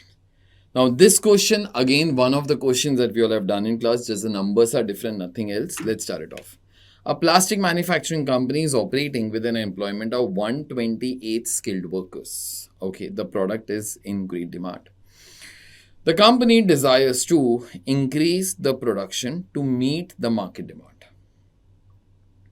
but is short of skilled workers. The company finds it extremely difficult to find new skilled workers to fulfill its demands. The company is considering introduction of incentive scheme, either HALSE scheme with 50% bonus. So therefore, kindly use the formula 50% of time saved into rate per hour. Okay. Or Rowan scheme of wage payments for increasing the labor productivity to cope up with the increased demand. Now, suddenly the demand of the product that we are producing has increased. Now, workers must be employed on time basis. So therefore, if I tell them just to be producing the goods extra, they might not be producing. So therefore, we thought we'll give them some incentive. And we all have two schemes in mind. One is HALSE, one is Rowan. The company believes that if the proposed incentive scheme could bring about average 15% increase over the present earnings of the workers, it could act as a sufficient incentive for them to produce more with increased efficiency. Okay, so we all have thought, if suppose any scheme will give them 15% more earnings as compared to their present earnings, then workers will be interested in doing so. Okay, they will be interested in increasing their efficiency. The following data is worth consideration in measuring productivity for the month of April 25. So this is the data for 1 month, please. Hourly rate of wages guaranteed. So therefore, this is the basic wage rate, guaranteed wage rate, or minimum wage rate, whatever you all wish to be calling. Maximum time allowed to produce 1 unit by 1 worker, 2.5 hours. So 1 unit should be taking 2.5 hours to complete. Number of working days in a month, 25. Number of hours per day by each worker, 8. Actual production during the month, 12,500. Okay. Calculate effective rate per hour or effective wage rate per hour under Halsey scheme and Rowan scheme. Okay. We'll do the first part and then we'll come over to the other part. Now see, you want effective rate of earnings. If you want effective rate of earnings are total earnings divided by time taken. You want that. Total earnings will include basic wages plus bonus. For bonus, we'll require time allowed and time taken. So therefore, let's try to be computing time allowed, time taken. Time allowed always means time allowed for actual production. 12,500 is actual production. Every unit should be taking 2.5 hours each. So therefore, workers should have taken 31,250 hours to complete the product. Okay. But then how much time did they all take? In the month, they worked for 25 days into 8 hours and they were 128 workers. So therefore, 25,600 was time taken. So therefore, time saved in this case was 5650. Okay. 5650 was hours saved. I have calculated exactly these things over here. Time allowed 31,250. Time taken is this. Time saved will be this. Okay, then. Before you compute bonus, try to be computing basic wages. Basic wage rate is 30 per hour into number of hours that those guys have worked. So 25,600 into rupees 30 per hour will be giving you all, in this case, basic wages. Then start to be computing your bonus. How to be calculating the bonus beta? It is 50% of time saved. Into rate per hour, that is 30. I'm computing that. So 0.5, that is 50% into time saved into rate per hour. So therefore, this is 84,750. Basic wages is 7,68,000 plus the bonus under the Halsey scheme will be giving you all this. This will be, in this case, total wages. So therefore, plus 7,68,000. So 852,750. This you want effective wage rate per hour. So therefore, this is your total wages. For how many hours beta? 25,600. So therefore, 33.31 will be your effective wage rate per hour.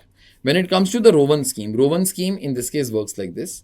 The bonus for Rowan will be time saved divided by time allowed into basic wages. So 5650 divided by 31,250 into 7,68,000. Okay. So therefore, this will be giving you all the bonus over here. You add with the basic wages. This will be giving you all the total wages, 9,06,854 divided by hours that you all have worked, 25,600. So therefore, answer will be 35.424. Okay. This is the first part of the question. Second, calculate the increased labor efficiency on introduction of the above scheme. See, have workers produced extra? Try to be computing that.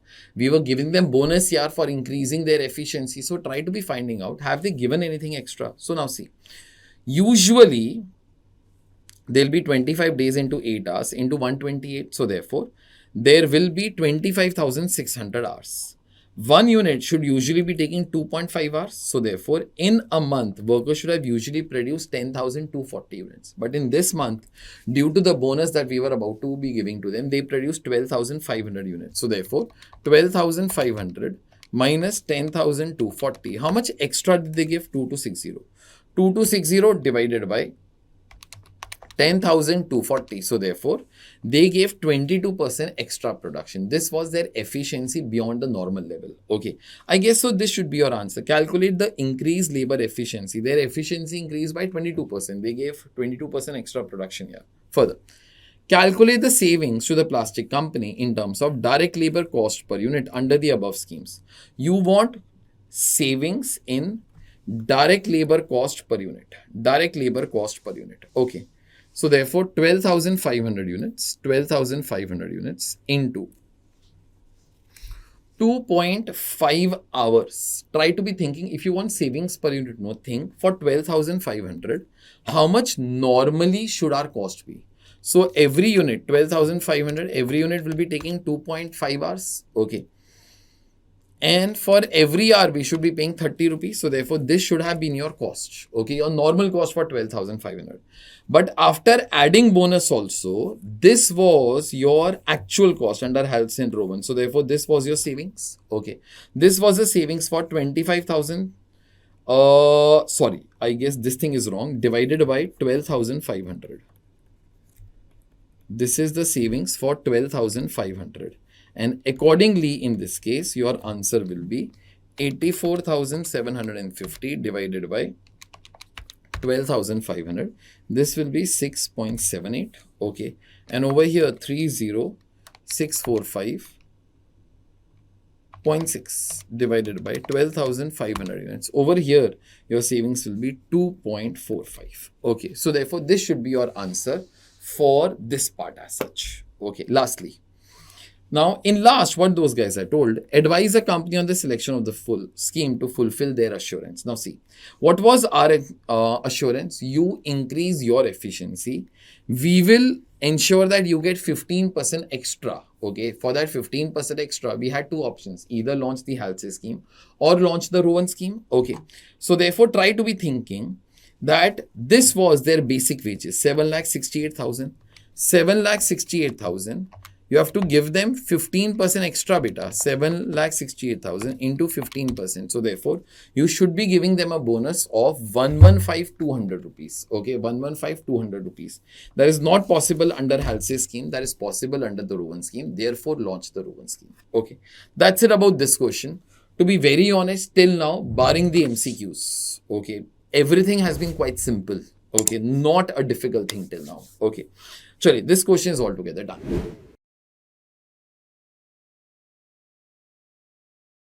Question number 3, part A. This question was on activity-based costing. Might be our first question also, to be honest. Okay.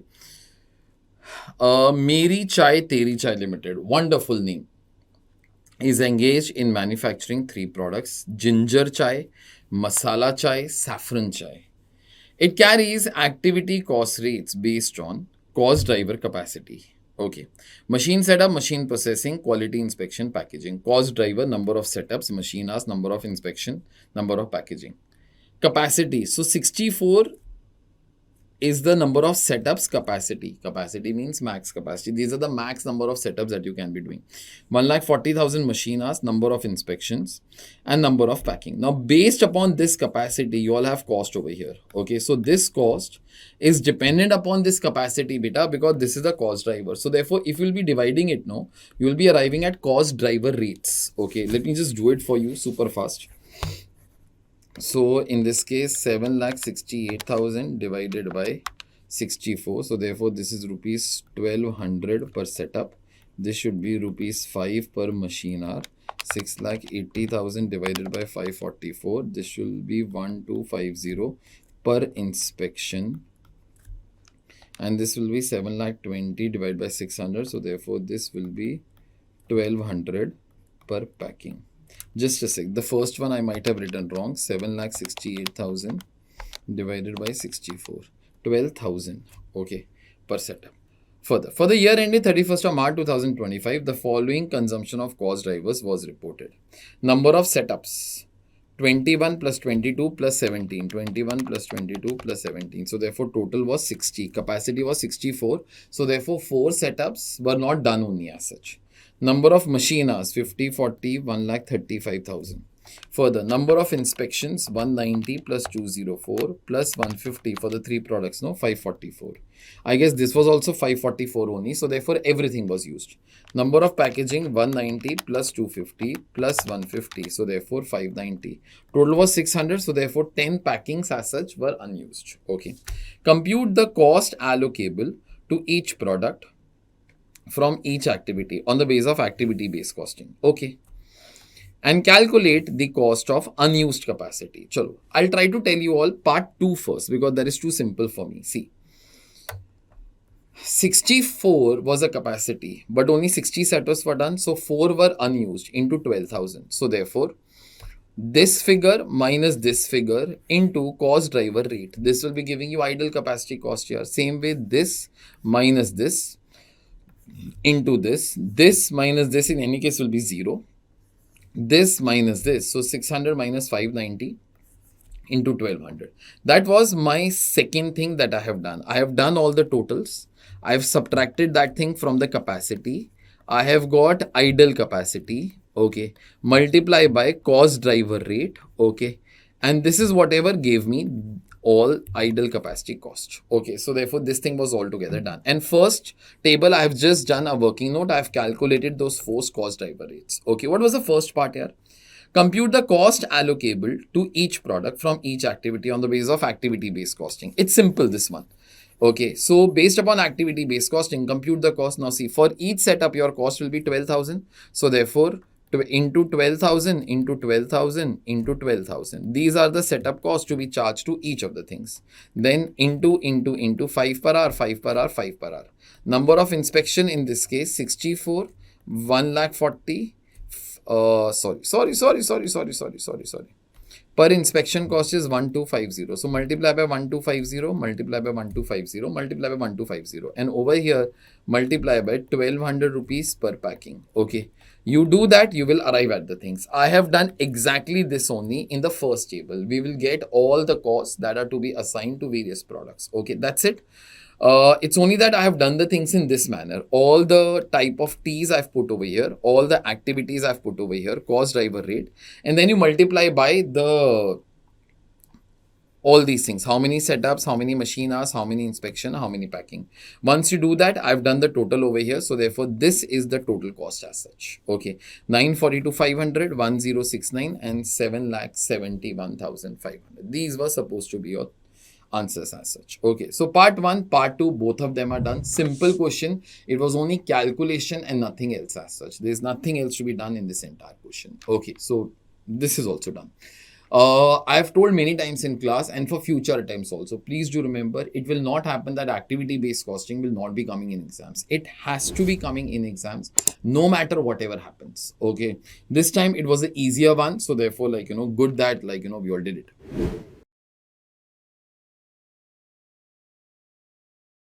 We'll start away with question number 3B. This is on service sector, theatres to be honest. We all have done a question which was titled as a PVR theatre. This is a very simpler version of that. Okay, so let's start it off with this question.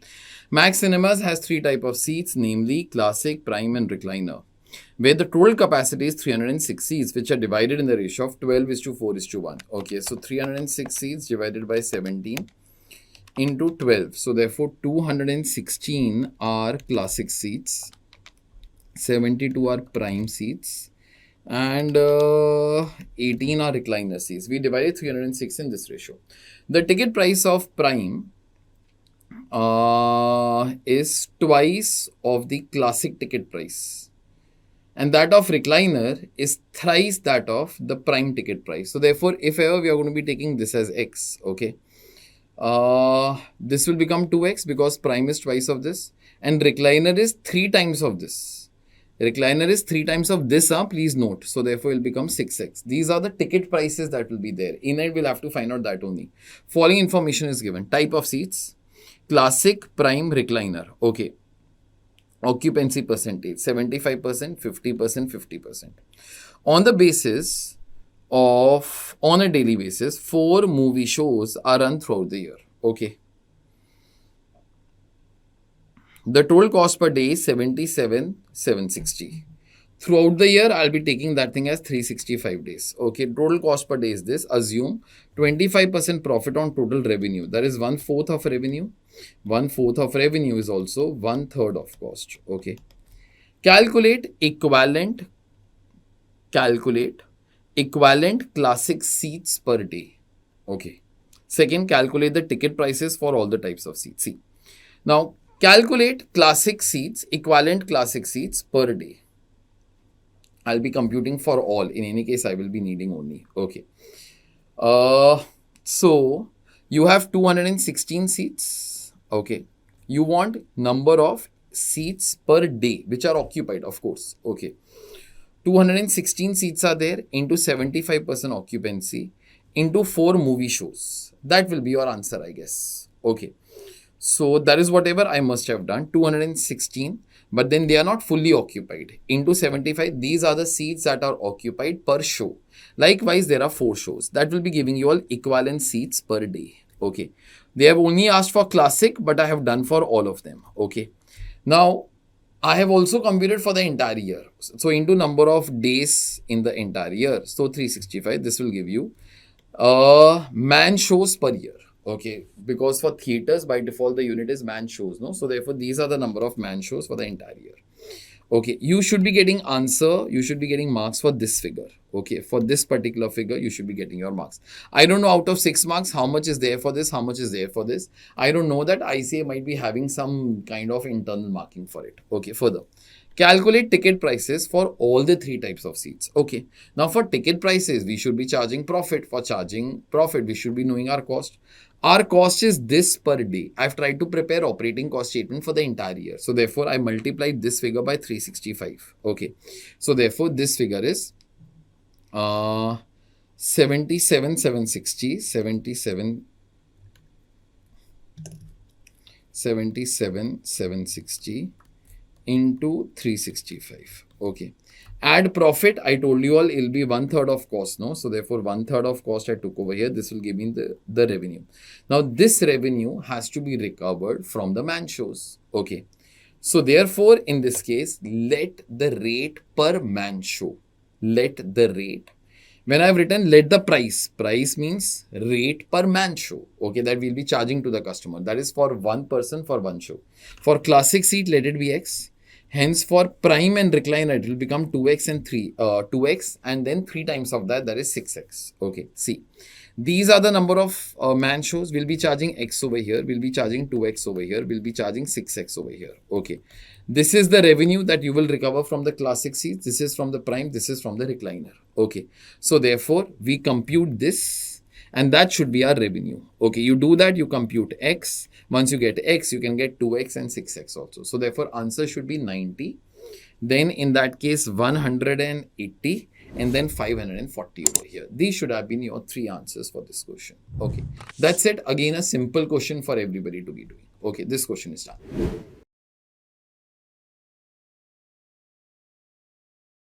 Let's start away with question number 4A. This question is on reconciliation. Chapter number 7, Cost Accounting System. Easy question this is. Believe me, except that, nonsense stuff in the MCQs. And might be question number 1A. Rest of the questions have been quite manageable. Listen. NT Limited showed a net loss of 9,000 rupees as per their cost accounts. Loss. Okay. For the year ended 31st of March 2025. However, financial books showed a net profit of 7,000 rupees for the same period. The following information was revealed as a result of scrutiny of the figures of both the set of books. Factory overheads absorbed. Okay. S&D over-absorbed, administration under-absorbed, interest on loan, dividend received, factory overheads charge, depreciation charge in financial accounts, depreciation recovered in cost accounts. Just few things. Depreciation charge in financial accounts, depreciation cost in charge in recovered means absorbed in cost accounts. We have to be careful of the difference. Okay, in reconciliation, differences come 3,000. Apart from that, factory overheads absorbed and factory overheads charged. The difference between them in this particular case is 7,000. Now, very honest, one more thing I didn't want to be saying, but I cannot control myself. Now, interest on loan is actually part of cost sheet. I say so ridiculous, no? In one chapter, it says interest should be coming as part of the cost sheet. Okay. And in chapter number 6, they have included. Then in reconciliation, why do you all exclude it? Obviously, ICAI would have excluded this data in costing. Else, why will they be giving it, to be honest? Okay. But they should not be writing such things. It is nonsense, yaar. Okay. Further, there is a difference in value of closing stock of finished goods due to varying basis of valuation. Okay. 500 units of closing stock is valued. 500 units of closing stock is valued at 41,000 in cost account. So therefore, closing stock of finished goods in costing is valued at 41,000. Okay. In costing. Whereas market price per unit of closing stock is rupees 80. Now 500 units into 80 will give you 40,000. In financial accounts, stock is valued at cost or market price, whichever is lower. So therefore, in financial accounts, it would have been valued at 40,000. Okay. So in costing, it is 41. Here it is 40,000. It is found that still there is a difference in reconciliation after considering all of the above, which is due to excess material consumption in cost accounts. Okay. So if your RECO does not tally, the difference is because of excess material consumed in cost accounts. Okay. Prepare a reconciliation statement taking net loss as per cost accounts as a base. Okay. Find out the excess material consumed during the period in cost accounts effectuated in difference of reconciliation. So whatever is that balancing figure, no, okay, that you tell over here. Okay. It's a gift to you all, whatever this entire question is there. Okay. See. Now, what I will be doing, listen, I can solve it with you all over here. Financial profit, costing profit. I'm trying to make a RECO, then you can convert it into a statement. This is memorandum reconciliation account. Your presentation should be in a statement form. That is whatever this thing says. Acha, costing loss is 9,000. That is whatever they all say. Financial profit is 7,000. That is whatever is told over here. Okay. Over here, financial increase, costing decrease. Over here, costing increase, financial decrease. Okay. Now, let's try to be seeing which all things will be coming where. I'm not going to be writing words, just the numbers. Okay. Now, factory overheads charge, factory overheads absorbed, factory overheads charge. Absorbed means in cost accounts. Okay. Charge, of course, will mean financial accounts. What else to do here? So, I guess expenses higher in costing. So, therefore, costing profit will be lower by how much beta? 7,000. That is the difference between this figure and this figure. Costing profit is costing's expenses higher, no? So, costing profit will be lower. Costing profit will be lower this side. Okay, further. In case you wish to be writing the words, it will be over absorption. Okay, S&D overheads over absorbed. Over absorbed means in costing we have recorded higher figure. So, therefore, costing profit will be lower. So, therefore, again on this particular side. So, 6,000. This is again over absorption. Administration overheads under absorbed. Of course, it will be coming then on the opposite side. This is under absorption. Further, interest on loan is an expense only in financial. Due to that, financial profit will be lower. So, 8,800. This is expense only in financial. Dividend received. I guess due to that, financial profit will be higher. So, therefore, this is dividend received. Okay. Further. This is done. Then depreciation in cost accounts is 45. In financial accounts is 42. Depreciation is an expense. If expense is higher, profit is lower. So expense is higher in costing, profit will be lower in costing. So therefore, profit will be lower in costing. Again, this particular side. This is again over absorption of depreciation. Okay. All these things are done. Okay. Then now there is one other thing, that is closing stock. Over here it is 41. Over here it is 40,000. So therefore, if closing stock is higher, profit is higher. Closing stock is higher in costing, no, by 1,000. So therefore, profit is also higher in costing by 1,000. Okay. Closing stock is higher, profit is higher. Profit of costing will be higher, no. So therefore, this particular side. That's it. If there is any difference now, that difference should be coming in RECO as difference in material consumed. That is whatever it has been told over here. So find out the balancing figure. So, pick up your calci, please. 7,000 plus 7,500 plus 8,800 plus 1,000. This is 24,300. Subtract from here, 9 and 9 will get cancelled. 7 plus 6, 16. 16,000, 24,300 minus 16,000. This is due to excess material consumed, 8,300. This is your answer to part 1, in fact, and part 2. In part 2, just mention that the excess of the material consumed will be 8,300. Okay.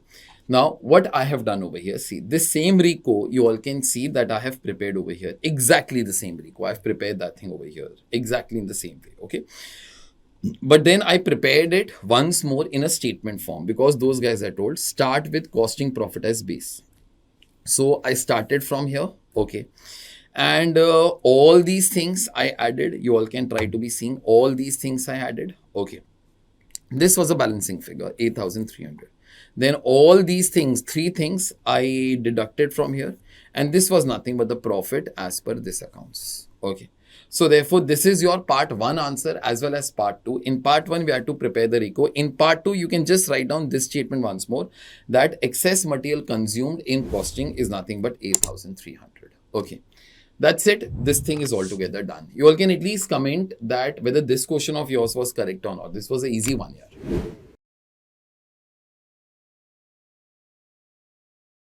Question number 4B we all are starting. This was a question on standard costing. Okay, let's start it off. A manufacturing unit uses standard costing system and the information was obtained from its records. Okay. Standard data, actual data. This must be of some period, I think. Production was supposed to be 4800. It was 4560. Working days 25, in reality 27. Fixed overheads was supposed to be this much, it was actually this much. Variable overheads was supposed to be this much, it was actually this much. Okay. Required, calculate the following overhead variances. Variable overhead variance. Now, many people could have done this error. I am sure about that. Sir, it was supposed to be this. It was this only. Okay, so therefore, answer will be 0. Okay, no, because variable overheads are dependent upon output. You'll have to prepare revised standard for 4560 units and then try to be computing. And then all the fixed overheads are there. For fixed overheads, only 4 variances. Fixed overheads variance, expenditure variance, volume variance, calendar variance. Let me do variable overheads first because that is simple. So see, we have been told 4,800 units for that much. This much should have been incurred. For 4,800 units, that is a given standard. This much should have been incurred. But in reality, we produce 4,650 units. So for 4,560 units, how much should have been incurred? Please cross multiply. 14,400 into 4,560 divided by 4,800. So we should have incurred 13,680. But for 4,560 units, we actually incurred 14,400. Okay. Your first variance is a difference between how much you should have incurred for actual output and how much did you actually incur for actual output. Okay. So therefore, difference between this and this will be 720 adverse. Okay. This will be your first answer, part number 1. Now, as far as fixed overheads goes, we always prepare a format like this. Although in this question, hours are not there and that's why they have not asked you many of the things. For this period, working day should have been 25, it was 27. Fixed overheads that we should have incurred should have been 48,000, it was 46,800. Okay. Units should have been 4,800, it was 4,560. Okay. So I've just put the data in a proper format, nothing else I've done. 2 absorption rates are possible. First of all, 1 unit is equal to some rupees. Rupees upon unit. So 10 rupees. Okay. 1 day is equal to some rupees. 1 day is equal to some rupees. This upon this. So 48,000 divided by 25. 1920. Okay. Let's start to be computing all the variances. First variance is total fixed overheads cost variance. That's under or over absorption. That is the difference between absorbed amount and actual amount. So absorbed amount. You should have incurred absorbed amount is you have actually produced 4,560 units. For every unit, you should have absorbed 10 rupees. So therefore, your absorbed amount is 45,600 less your actual amount. That is actual amount. That is 46,800. 46,800. The moment you subtract, okay, this will be your first variance. That is total overhead cost variance. Then fixed overheads expenditure variance. How much you should have incurred, how much you have incurred in this period. 48,000 you should have incurred, you incurred 46,800. So therefore 1,200 rupees you saved, it is favorable. Fixed overheads volume variance. You should have produced, your volume should have been this, but in reality it was this. So this figure minus this figure into absorption rate of 10 rupees. And you have produced less, no? So fixed overheads per unit will rise. So variance will be adverse over here. Okay. So therefore 2,400 adverse. Okay. Then calendar variance. Factory should have opened for these many days. It opened for these many days here.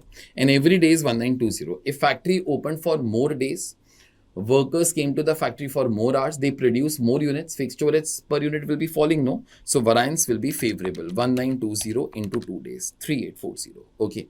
Easy question. This question was there for 6 marks, no, I guess. This is a bonus question for you.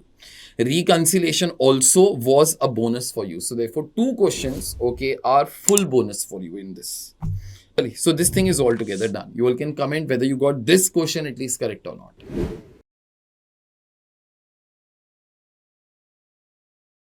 Chale guys, so our next question is going to be there on process costing. Okay, this is a very simple question. Now, I don't know why ICAI is doing this, that some questions are like, not tough, but wrong. And the other questions are so damn easy, This is one among them. The moment you will see, you will come to know. Furniture Wala, a manufacturer of dining tables, procures wood as its direct material.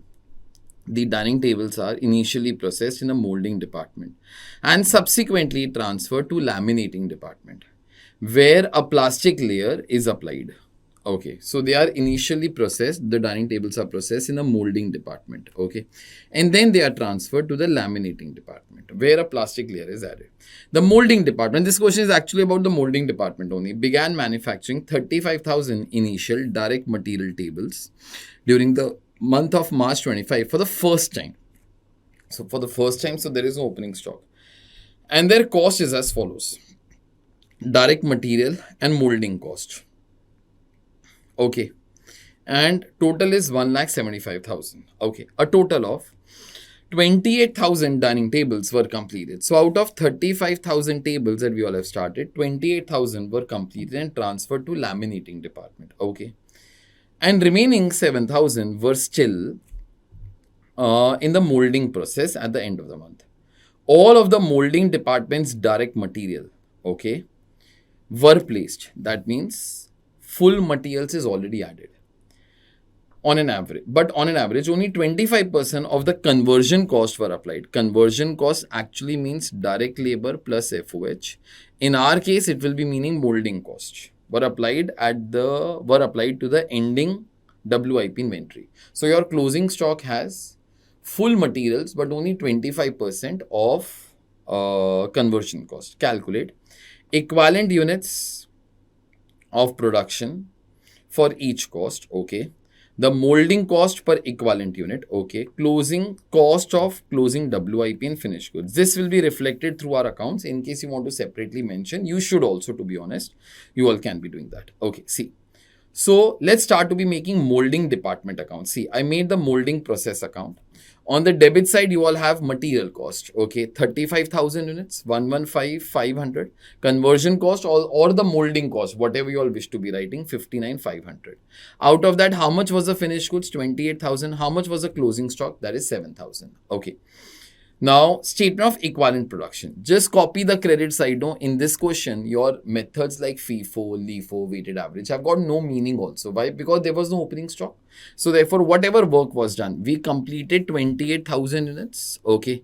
And we all had 7,000 incompleted units. Okay. Now, obviously, whatever was started and finished will be 100% complete. Okay. So 28,000. And closing stock of 7,000 units was 100% complete as regards material, 25% complete as regards conversion cost, that is direct labor and factory overheads. So this will become 7,000. 7,000 into 25% is 1,750. Okay. So therefore, equivalent units in this case is 35,000 and 29,750.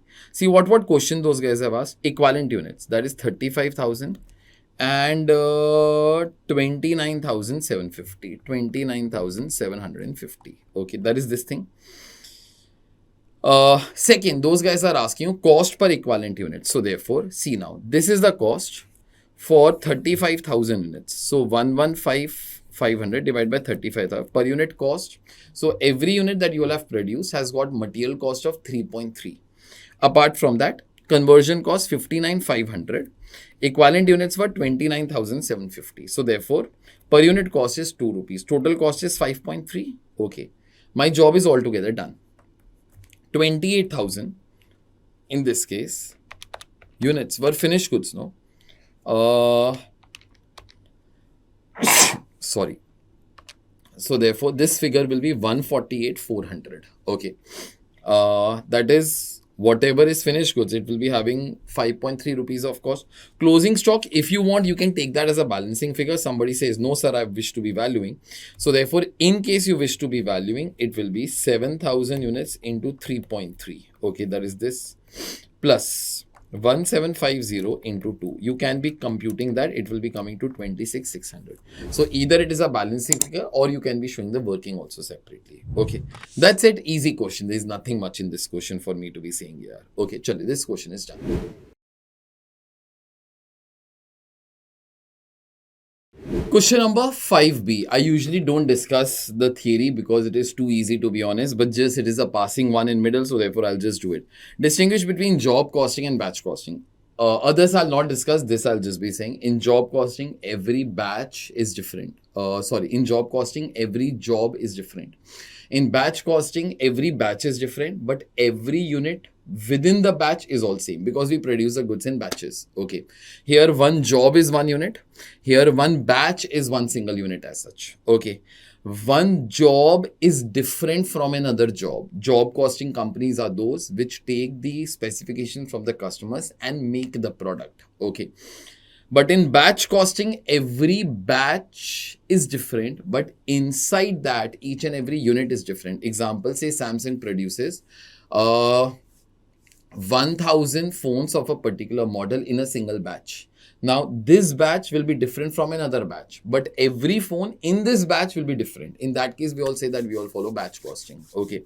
In case of job costing, customers gives the order. Like say a interior designer, for him, every site is different. Okay. That is nothing but job costing. Okay. So that is nothing but question number 5. B, as I told, I usually don't discuss because it spends lot amount of time as such. This was like a passing reference, so therefore I just did it. Okay, so this question is done.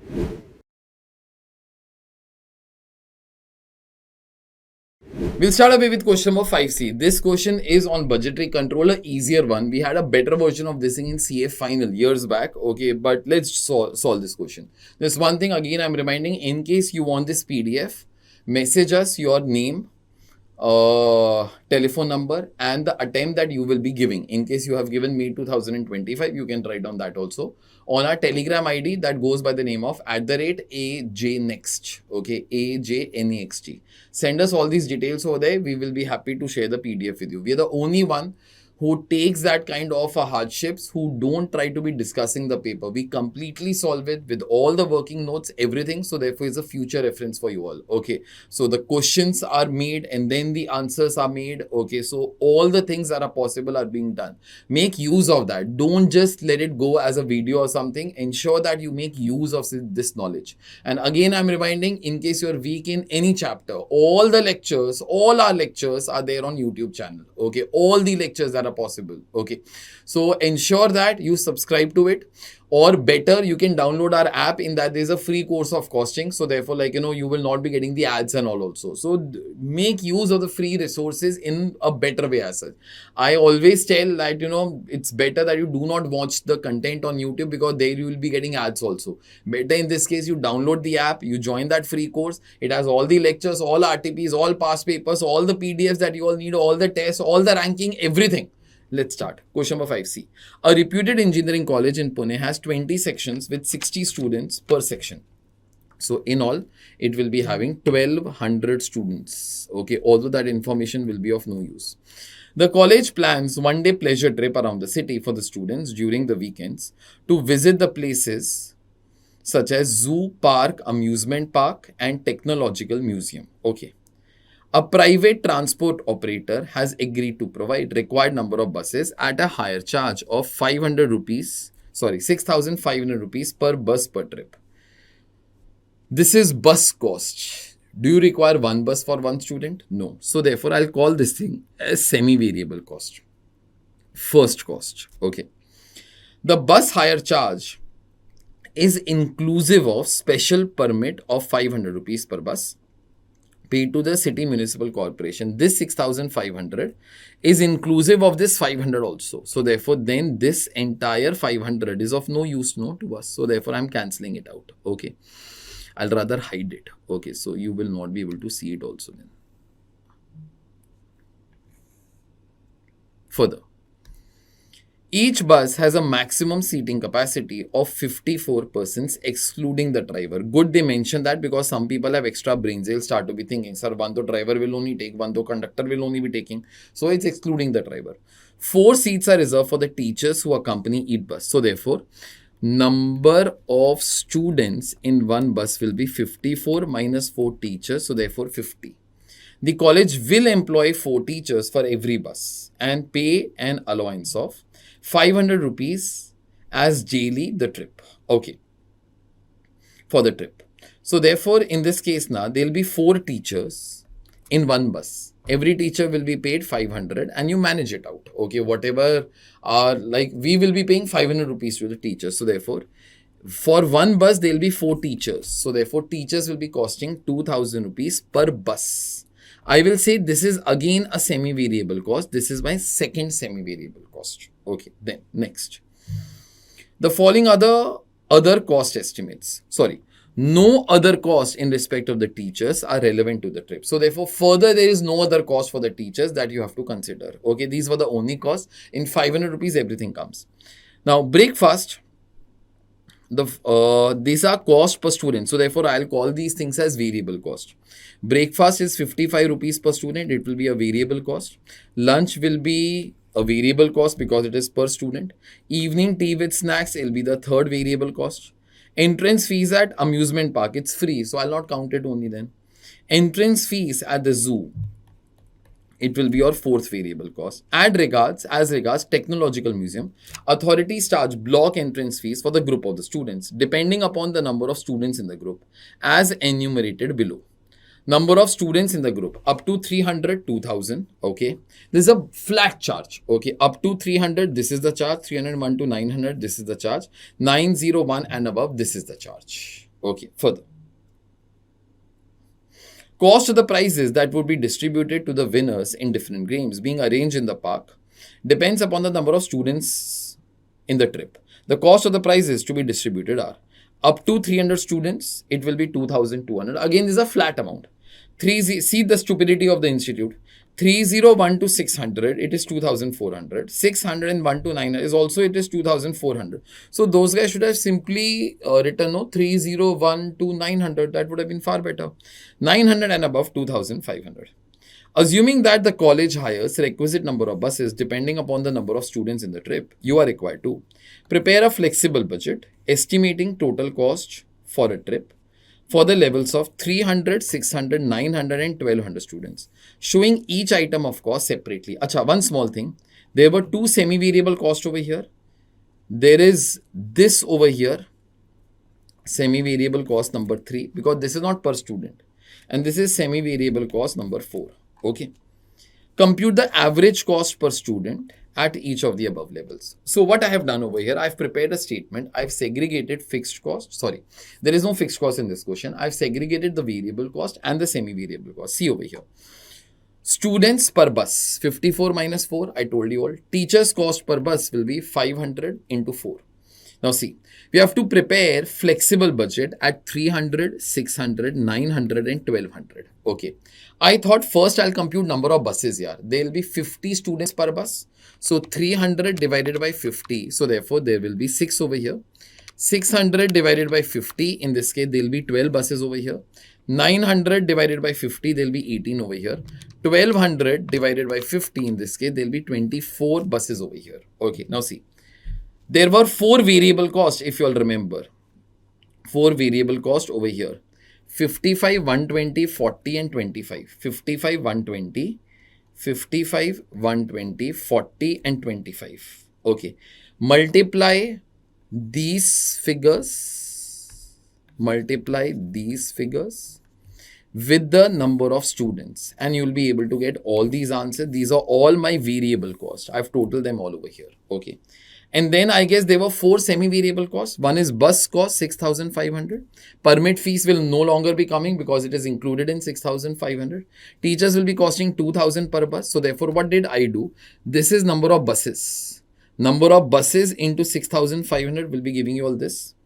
Then number of buses again into the teacher's cost of 2,000 rupees per bus will all be coming over here. Okay, further. Block entrance fees, just copy paste beta. Up to 300 it is this. 600 and 900 will be this. 1200 will be this because it is 901 and above. Okay, so therefore 2000, 3000, 3000 and 3500.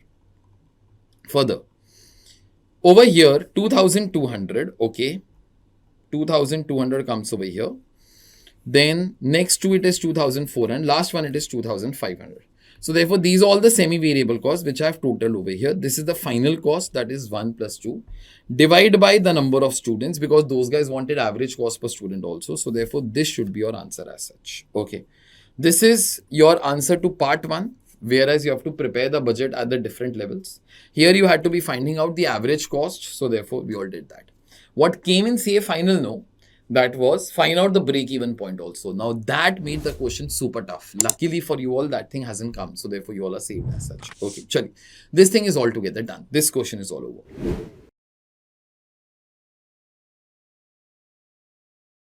We'll start away with question number 6A. Now, a similar question was there in RTPs of Jan 2025 that ICAI actually removed from the website. And I had put a note on Telegram that please do the RTPs of Jan 2025. Those people who would have done, there was one question in that whereby I'd explained all these things. Let's do this question. Okay, I'm getting a bit tired now, but that's okay. It's about to be getting over. In the following independent situations, identify the type of the cost and state whether it's relevant or non-relevant in managerial decision making. So relevant cost is any cost that is affected by your decision. Non-relevant costs are those costs which are not affected. Example, whether you do MBA after clearing CA or not, that has got nothing much to be doing with your electricity bill. Okay, so therefore, that electricity bill is non-relevant for deciding you should be doing MBA or not. That is irrelevant cost. Relevant cost, if you will do MBA, you will do it from foreign university. You will fly there, no? Okay, so therefore that plane cost, that ticket cost will be relevant cost. Okay, let's do this question. A Limited owns a commercial space of 1500 square feet and uses the same for its own accommodation purpose. Okay. Similar office is available nearby on rent of 30,000 per month. Abhi ICAI, I don't know in what context, what is the decision to be taken. Those guys have not told. Decisions can be anything. Okay, I absolutely don't know. But then I can try to be saying that we took over a commercial place. Okay, we are using it for own purpose. If similar office space nearby can be rented out, ours also can be rented out. We can be earning something out of it, yeah. So therefore, it can be opportunity cost. If we will do something in our place, we will lose the rental that we would have got in case we would have rented it out. Such costs are called as opportunity cost. I've made a table over here to try to make the things a bit better. So therefore, it's opportunity cost. Opportunity cost is always a relevant cost only. So therefore, it is relevant. Okay. The rent that could have been earned is a potential benefit sacrifice. Opportunity costs are relevant for decision making. Okay. First one. Second. MNC Limited has paid rupees 1 lakh as rent for factory shed, which is temporarily closed for last 2 months. So what to do? You paid rent, no? If you have already incurred some cost, it is a sunk cost here. You thought you will attend my lectures. Suppose you all stay in, say, Ajmer.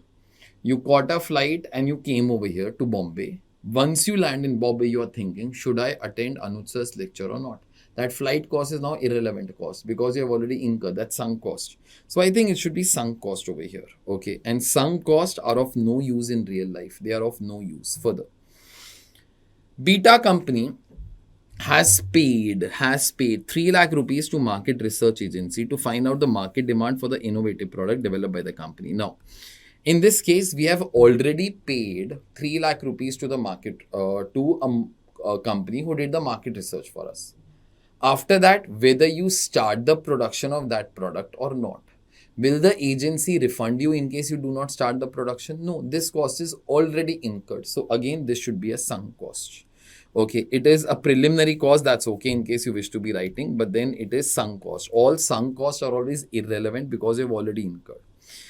Zen LLP has paid incentive of 5 lakh rupees at the rate of 1% on sales to the salesman for achieving the sales beyond the expected sales of 25 lakhs per month per salesman. Okay. It has paid. See, technically it has paid. So therefore, this cost is irrelevant. But then this will be used for the future because we will come to know if we give incentive, they actually try to have the sales, which is more than the 25 lakhs limit also. So therefore, in future, Such cost will be useful for decision making. This cost might be sunk cost, that's okay, but then will be useful. That is whatever I must have written over here. It is a variable cost.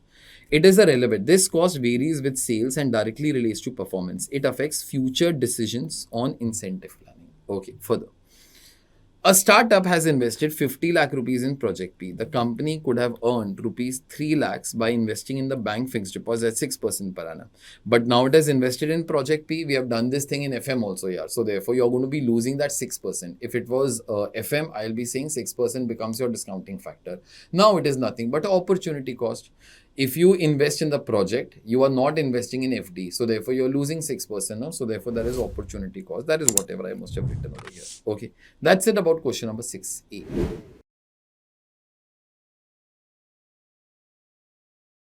Question number 6B. Now, honestly, from yesterday, 5:15, time is around 6:15 of the next day.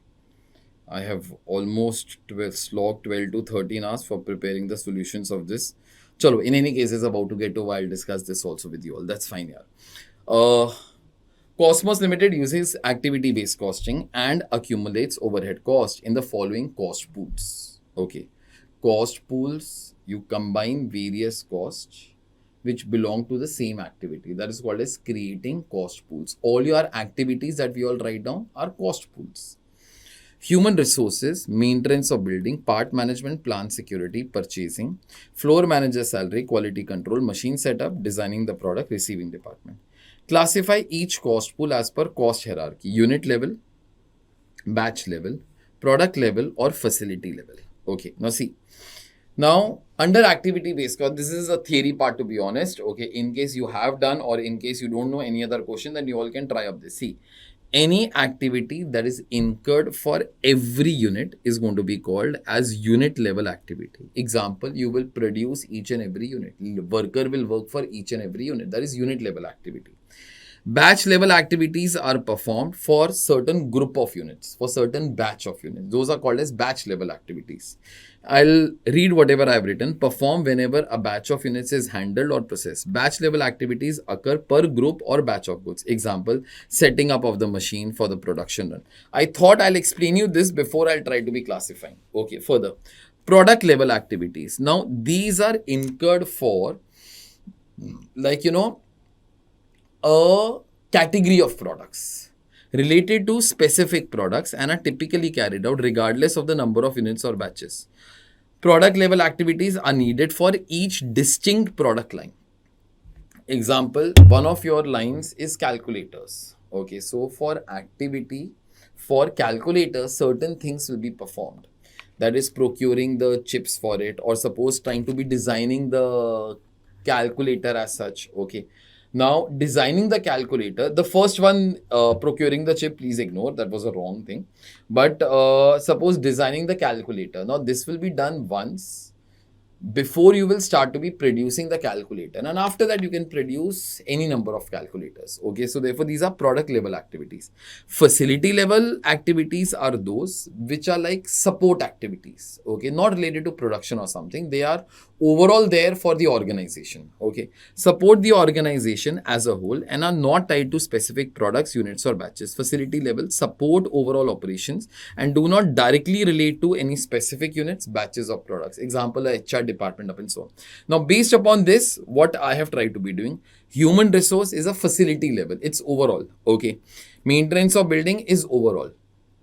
Then part management. Now, part management will be usually for a certain category of products because parts belong to certain products. Okay. Plant security. Again, this will be nothing at facility level. The watchmen's up and so on. They are not related to any goods or something. Okay. Then purchasing will be happening in batches. Okay. So therefore, this will be batch level. Floor manager salary. Now, floor manager will be just a manager to be taking care of that entire thing. He is not directly connected to any units or something or any product. He is overall trying to administer. So, therefore, facility level. Now, quality control, I've written two things. Now, quality, if suppose quality control is done after every batch, then it is batch level. If it is done for every unit, then in that case, it can be unit level also. It can be that also. Further, machine setup, it will be batch level. In fact, we all have done setup cost also, okay, whereby explain the fund of number of batches. Designing the product, in fact, this example I directly gave over here only, okay, so therefore it will be product level, okay.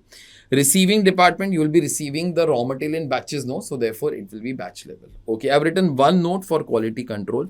Quality control can depend upon company setup. If it is done per unit, then it will be a unit level usually, but it is batch level. So I have written if it is done per unit, batch or product, but typically it is done per batch, hence classified above, okay. Chali. So this entire question is altogether done.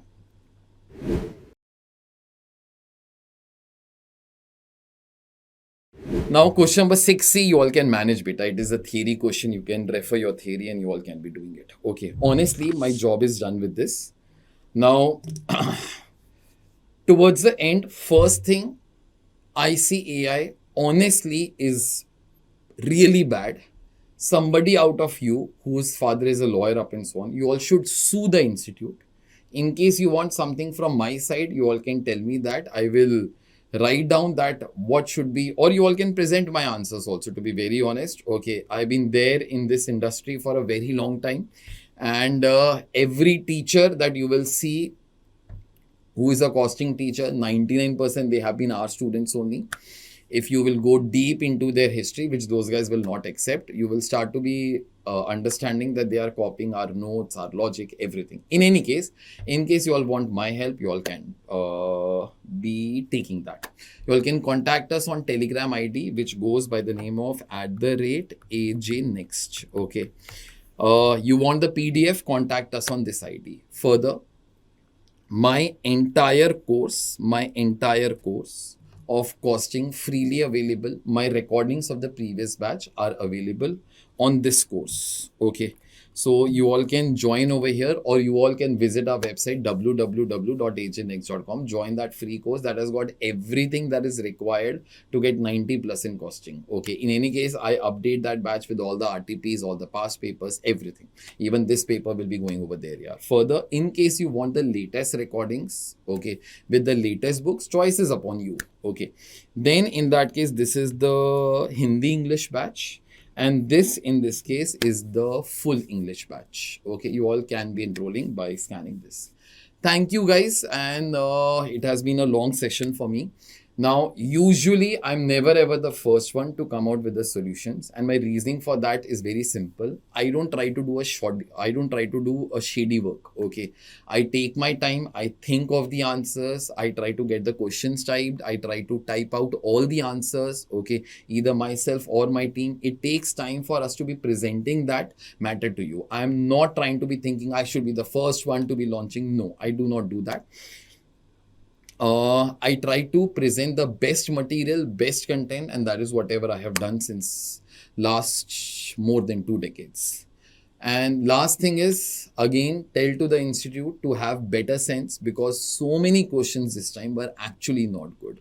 Many questions in MCQs. Then question number 1A also, I did not like that entire question because the requirements was not very clear. In any case, now it is altogether done. Share this video with your May 2025 students, as well as those people who have to be appearing in future. Thank you, guys. And I'll see you all next time with the RTP. Okay, that will be coming. I have a special course that I've told in the beginning also of only RTPs and past papers. Okay, so whenever RTP will be coming, I'll put it over there. I might not be putting that thing on YouTube, because on YouTube the ads start to be coming, then the students, like, they all get diverted. That is one of the reasons that I do not do that. So I'll see you all next time, either in an RTP paper or another examination paper, or in this case, if you will be enrolling for my complete course, okay, whether free or paid one, I'll be seeing you all over there. Okay, thank you, guys. Bye.